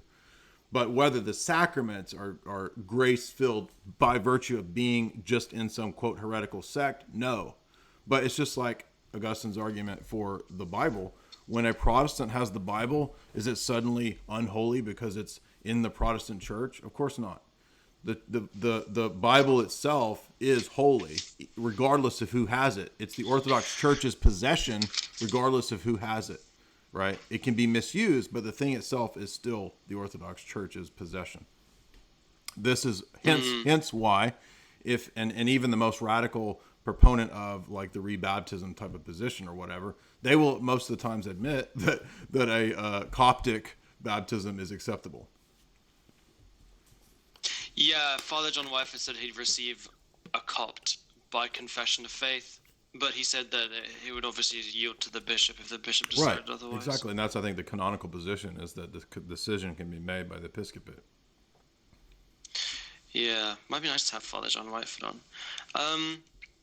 Yeah, so then there's, if we're happy with all that, there's chrismation. The only interesting notable difference, which I don't think is that big of an issue, but maybe it is. I've not thought about it much, but the only difference I'm aware of is that in Roman Catholicism, the bishop. Let me add something? I'm sorry. I don't want there to be a misunderstanding in the chat. Sorry, Louis. Forgive me for cutting you off. By people that are talking, those books that I was showing, I'm not recommending those books. I mean, you can get those books if you want to, but if you want to waste your time in a world of SSPX literature, be my guest. But I am not recommending those books that I was showing you. All I was doing was showing that I have my SSPX pedigree works under my belt. That's the only reason I was showing those books. Please do not misunderstand me as recommending that everybody has to go buy 20 different SSPX books. I'm not saying that. Sure, I'll jump in on chrismation. There is a difference, and the difference is in age, who gets chrismated or not. Oh yes, of course, yeah. The only time I am aware of that an infant will be chrismated in Roman Catholicism is if the infant is in danger of death, and the reason why is because the priest can't give the infant extreme unction, because in order to receive extreme unction, you have to be of the age of reason, and that's straight out of the Catechism of the Council of Trent. But as far as chrismation goes, yeah, usually it's reserved for being being older. I'm not exactly sure what the age limit is or anything like that. I think Pius X may have changed that, although it may have been the Eucharist. Jay or Snack, you can correct me if I'm wrong. But yeah, they have separated. The Father Josiah has a really great point on this by moving, or if you want a sacramental pun, by divorcing chrismation from baptism in infants. At that time, Roman Catholicism has essentially created three types of Christians. You have baptized Christians, you have baptized and communing Christians, and then you have baptized, communing, and chrismated Christians, which is utterly foreign to Orthodoxy, because as soon as the parents bring an infant in, the child is baptized, chrismated, and given the Eucharist. Yes. And to be clear, people are unclear. So when I held up this book I am recommending, right? Because this is a good summation of the points that we were talking about with what is the Pope's sacramental status. He seems to be a super duper bishop above bishop. That one I am recommending. I am recommending the letter of Metropolitan Seraphim that we linked to Francis. The rest of the books I'm not recommending.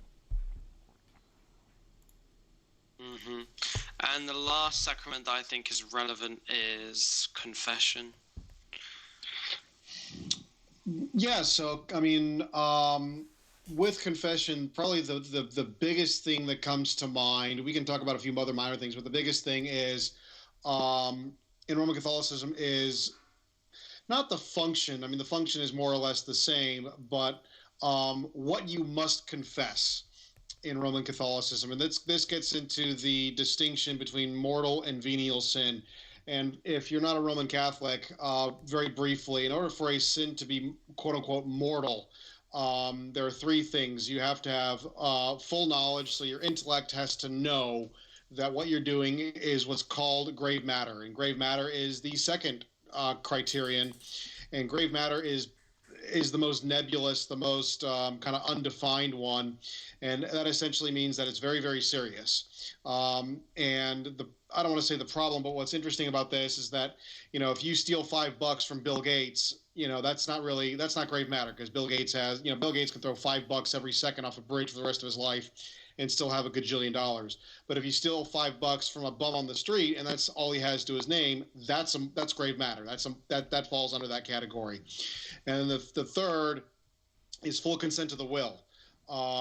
So those three, if you do not have all three of those, the sin is not mortal. So if you think about, like, another example would be like a murder, killing a person. If you murder someone, that's grave matter. If you know that murder is wrong, you have full knowledge in your intellect that it's grave matter and that it's a mortal sin.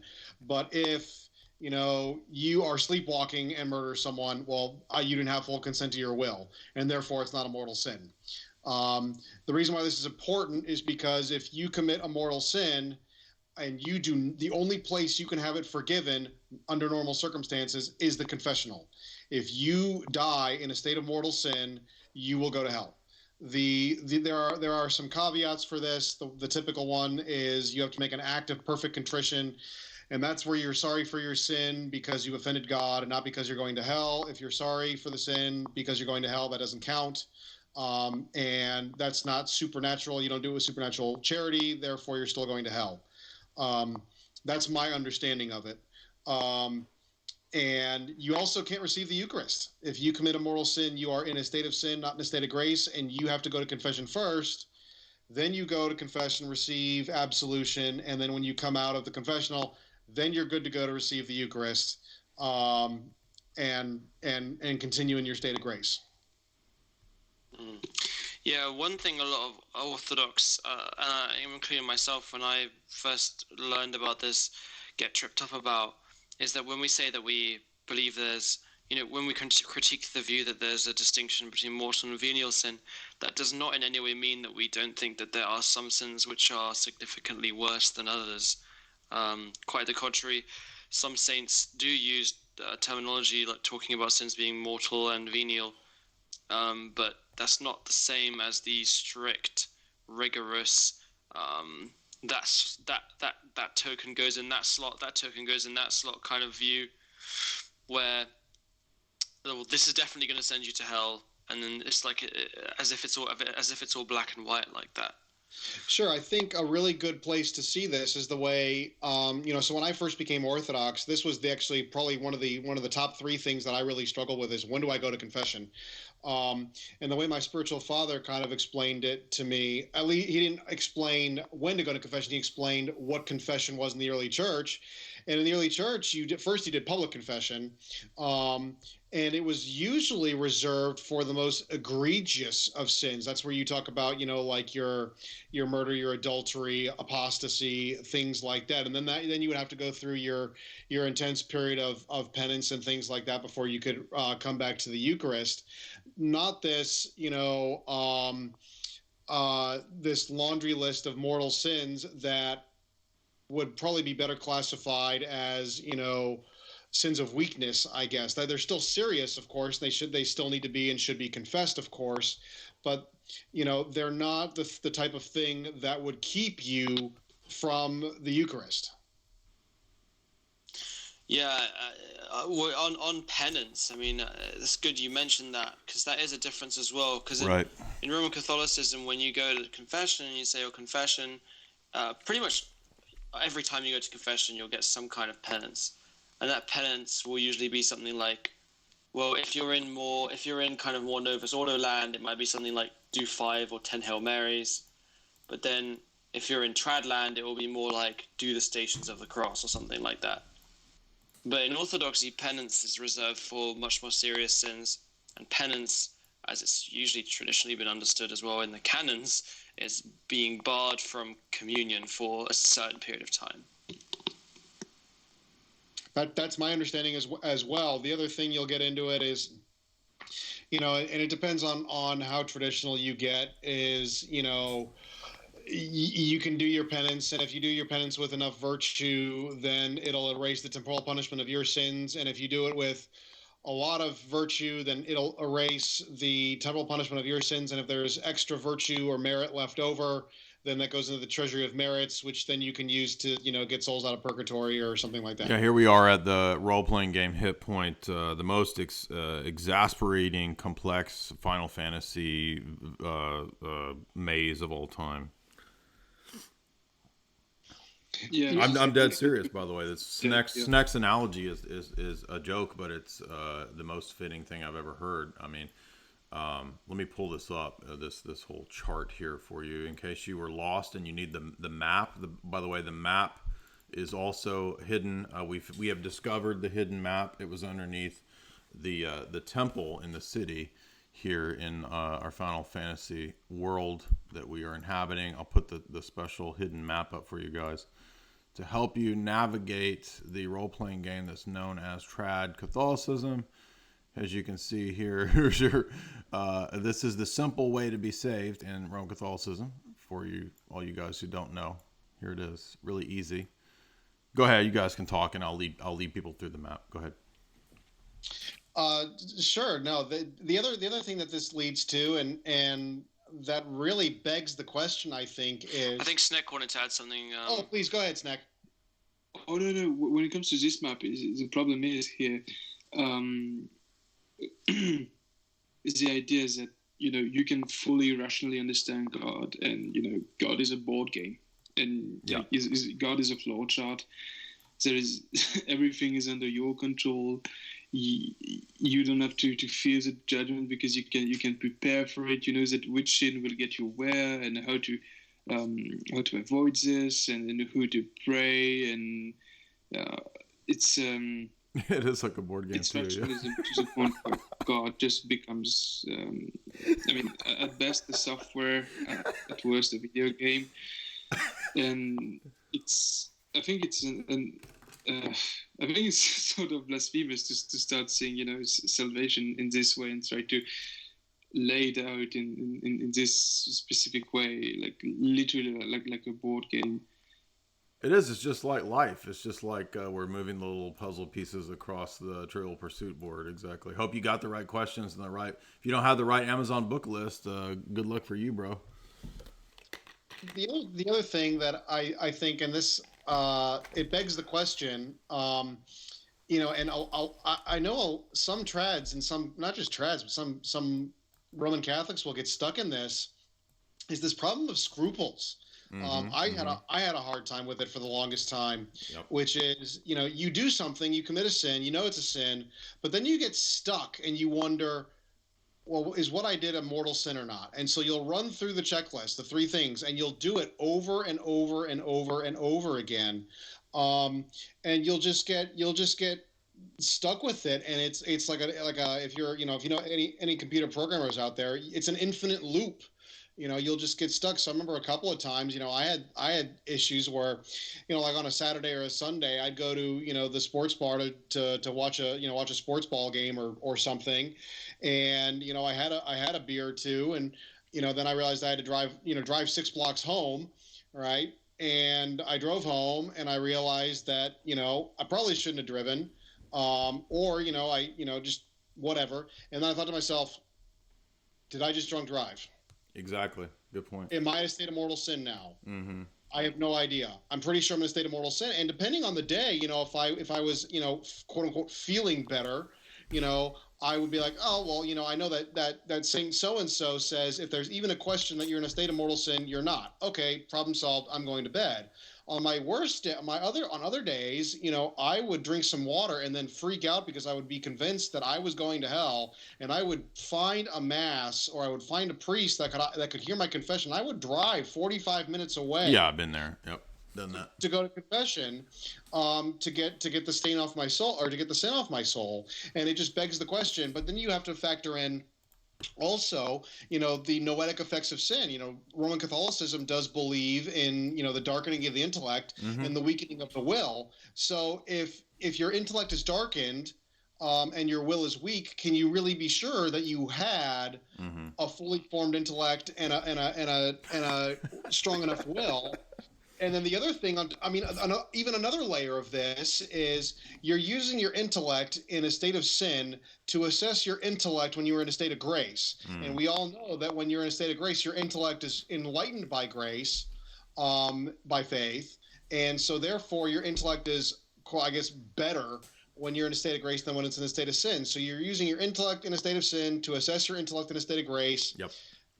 To figure out if you, it's just total neurotic. It's just ludicrous, and I mean it's completely foreign to the entire spirit of the gospel, the entire spirit of what real repentance is, and no wonder it just attracts people, radically autistic people, spurgs. That's why I was probably spurging out as a trad. When I think about it, I mean, I think it actually tends to cultivate the drunkenness. You start drinking a lot because you just want to forget about the fact that you're probably always in a state of mortal sin. I mean, I remember trads, we'd sit around, drink, and everybody would just be like, yeah, I mean, we're all pretty much going to hell. I mean, like, there's only like a tiny bit of elect, like Teresa of Avila and Teresa of Lisieux, right? Like the number of the elect will fit in St. Peter's Basilica.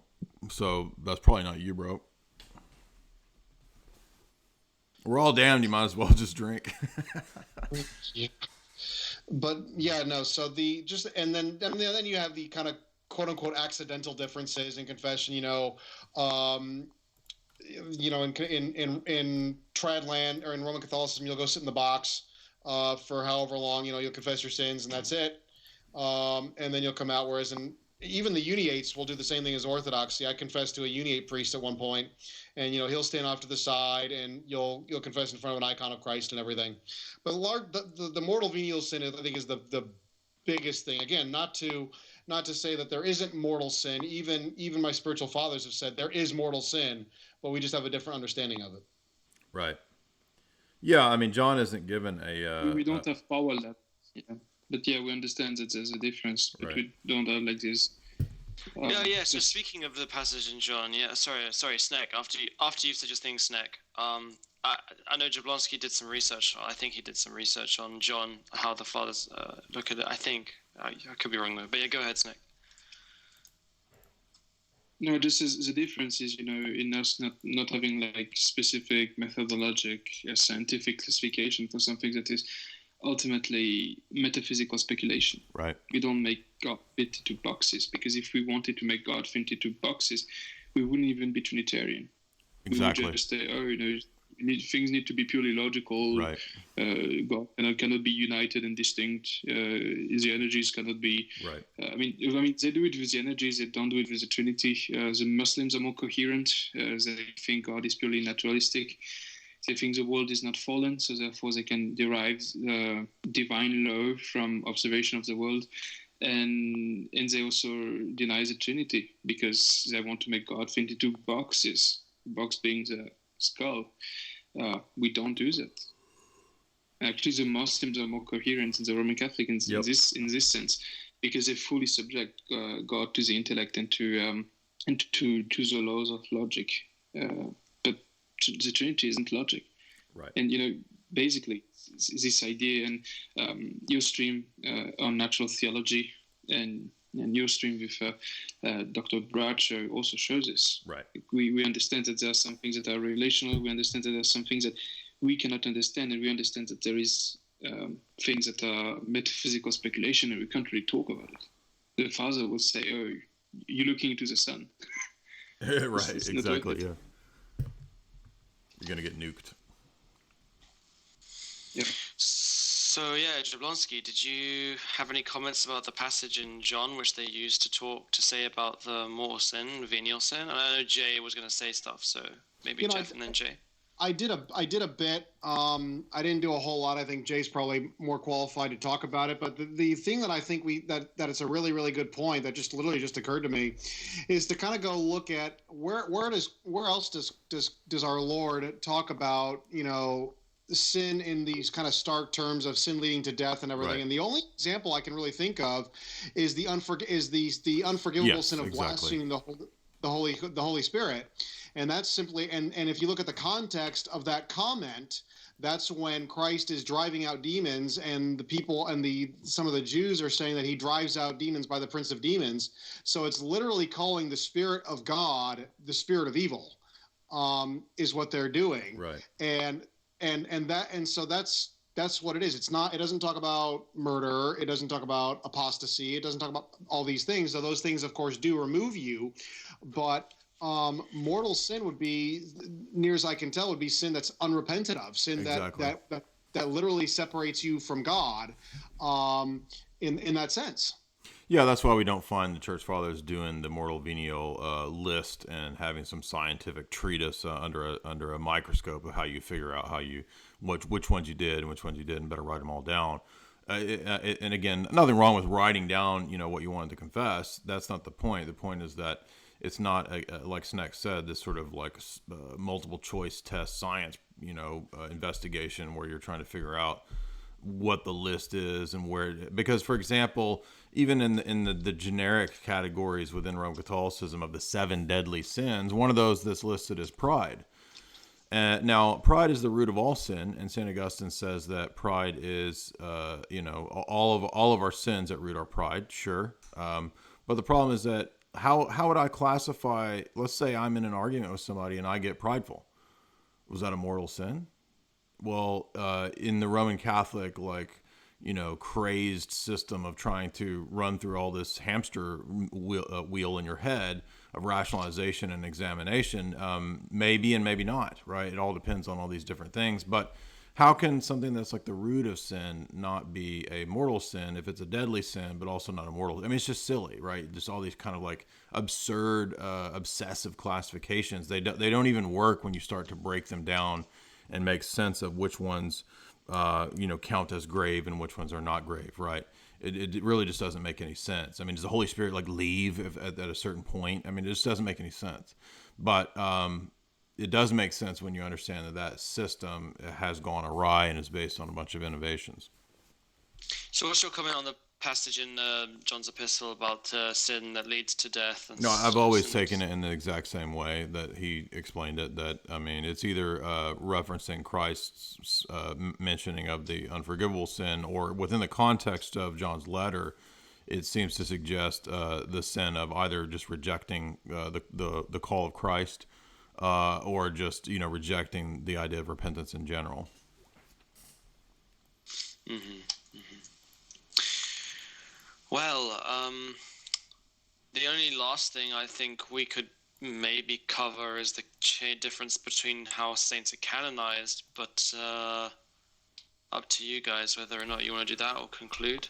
We've been going for 2 hours. I don't know if you were taking super chats or anything else. Yeah, we've got one super chat, so maybe we can wrap it up here and just note that sure. It's pretty obvious that there's a big difference between Rome alone deciding on the basis of some juridical court who counts as saying who doesn't, and the traditional practice of this being a local phenomenon. I mean, anybody who knows church history knows that just like the Pope appointing all the bishops after the first millennium, so also I think it's, off the top of my head, I don't recall, but I think this process is like around the Renaissance period where it develops, where Rome alone decides. You guys can correct me if I'm wrong on that.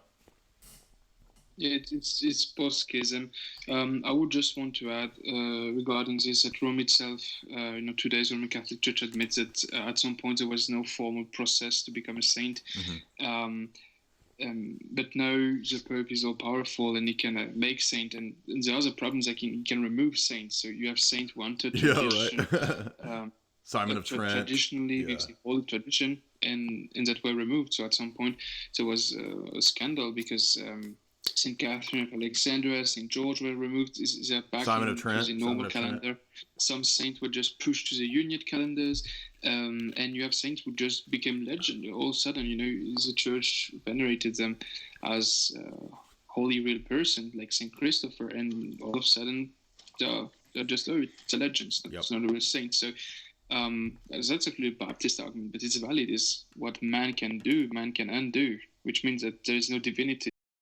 But as saints usually have a cult that kind of builds around them, and it's not cult in a negative sense, of course, but it's kind of like a a culture around them as soon as they die, and then that it's kind of like a movement from the people around it, and then the bishop takes notice and then investigates, and that's how it kind of comes about. And really, as far as I know, the probably the only massive example of a modern Roman Catholic canonized saint that had a cult around him was John Paul II. And I've been to Poland once, and it's just it is amazing how much that country adores him.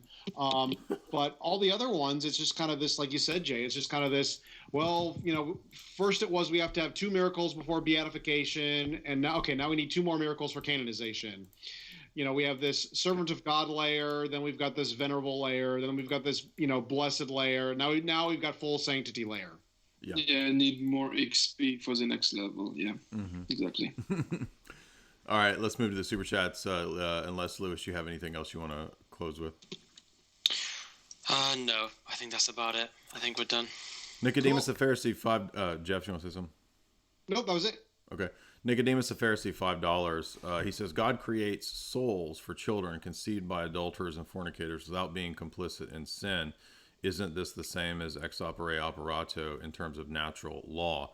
That's a pretty clever analogy, except that I would argue that in the Augustinian conception of original sin, I would actually argue that this would still be problematic because even though I think, to be fair to Augustine, he didn't want to have any Manichaean holdovers, the idea of a stain of original sin that's passed on from father to child actually does include the notion of complicity in the same sense. So I would say that analogy under the notion of original sin in the Latin, from the time of Augustine up until the introduction of the limbo of infants in the West, which is an innovation, I would say that your analogy actually undercuts your argument. Anybody have any comments on that? None here. No, not off the top of my head. I might need to. It's interesting. I might like to sit down and think about that. Emil Surik, $10. Don't Catholics believe that Gehenna or the lake of fire is already here and that's where the damned go? If so, what is the point of a general resurrection? Is it just to experience hell with our bodies? This is a great question. I think it's a good one to bring up to Roman Catholics. They do kind of say, when you there is the statement that's dogmatic in Denzinger that the wicked who die in mortal sin depart directly into the eternal flames. And then, what's the point of the resurrection? I mean, since the Roman Catholic Church lost its doctrine of recapitulation and universal notion of the cosmic scope of Christ's redemption, so they don't really have any conception of why the resurrection is that big of a deal. It's just, as sometimes it's speculated, well, I guess God, wanted to give us hell bodies, right? We need a suit suitable to experience not just spiritual flames, but physical flames. Quite literally, that's the answer. Yeah, and it doesn't make sense for the one who are saved because they're just watching the essence of God and the beatific vision. So yeah, right. We can see that Rome over time moved away into Gnosticism, moved away from the idea of physicality. Right. And that moved away from all this, anti-Gnostic stuff. The Council of Angora condemns all this, and moved away from the body by allowing people that to scarify the body, to hurt the body in devotion. Moved away from embracing the body with they allow priestly celibacy not being mandated. And today we are seeing the next step of this thing, not only with the beatific vision, which is not physical, which is more intellectual, but also with new devotion. I think the Pope recently said that if you get sick, you're automatically forgiven for your sins because of coronavirus and things like this. Or if you can go and take the Eucharist physically, you can just send your guardian angel. Pick it up spiritually for you. So we're moving away from this idea of consuming Christ for real, being resurrected from real, to go into the purely spiritual, and then it will become the purely metaphorical. Exactly.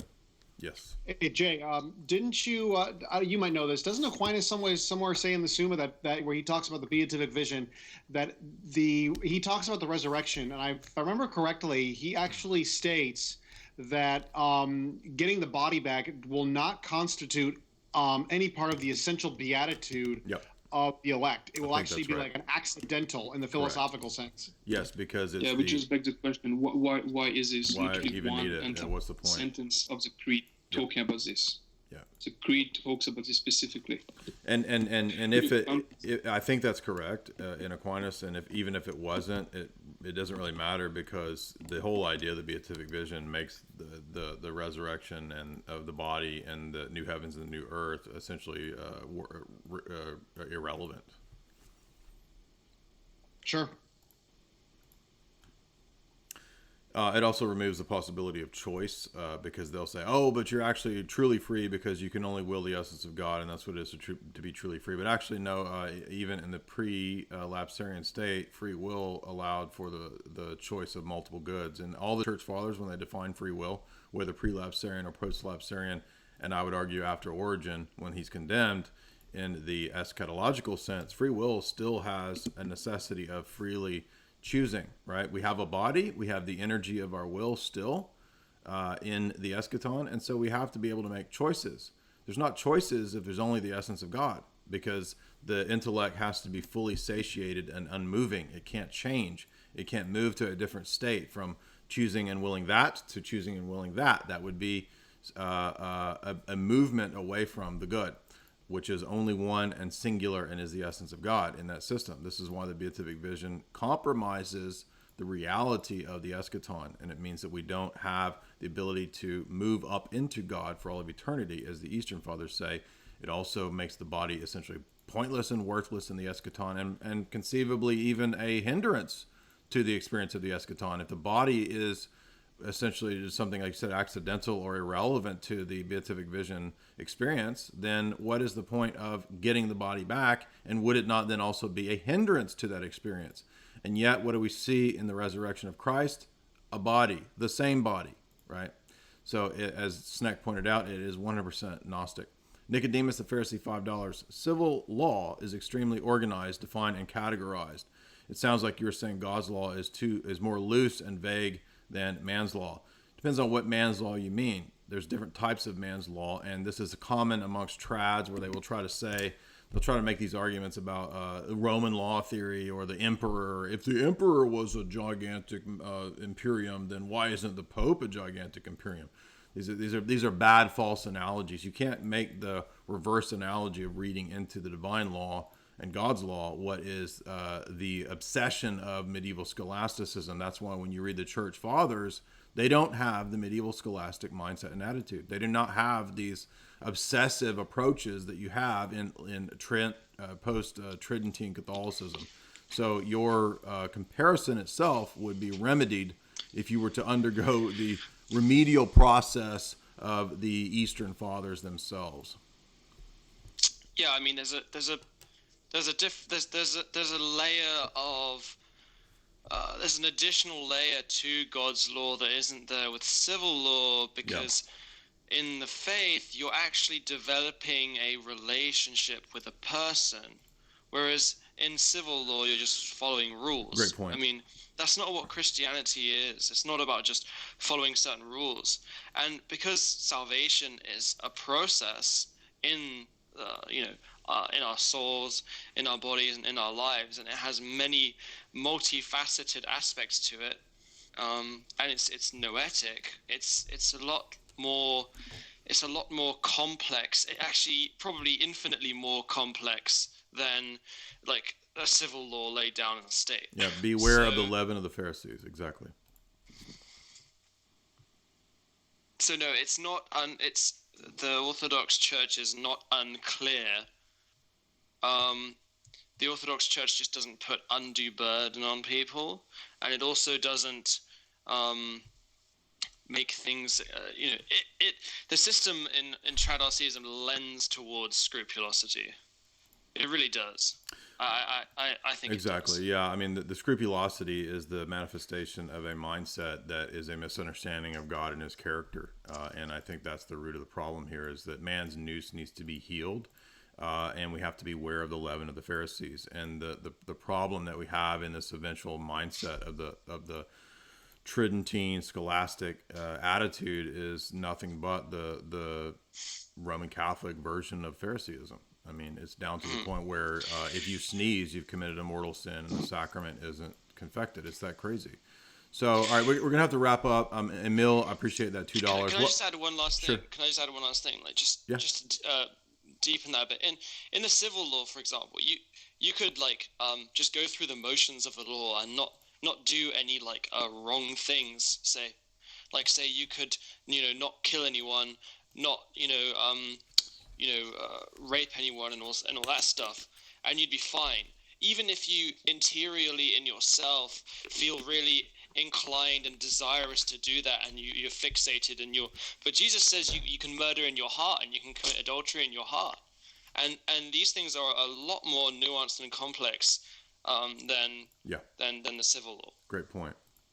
Emil asks again for $2. What's your take on the Immaculate Conception? All right, that's a huge question. It's going to involve a whole lot of debate about original sin and Augustinianism, and that's way out of the scope of the 2 hours that we've already done. So we will eventually, I promise you guys, we're going to get into the depth of Augustine. We're going to cover the anti-Donatist works, the anti-Pelagian works, and we will eventually get into Mary at the Theotokos. What's the proper view? What's the Orthodox allowance for Theologumena here?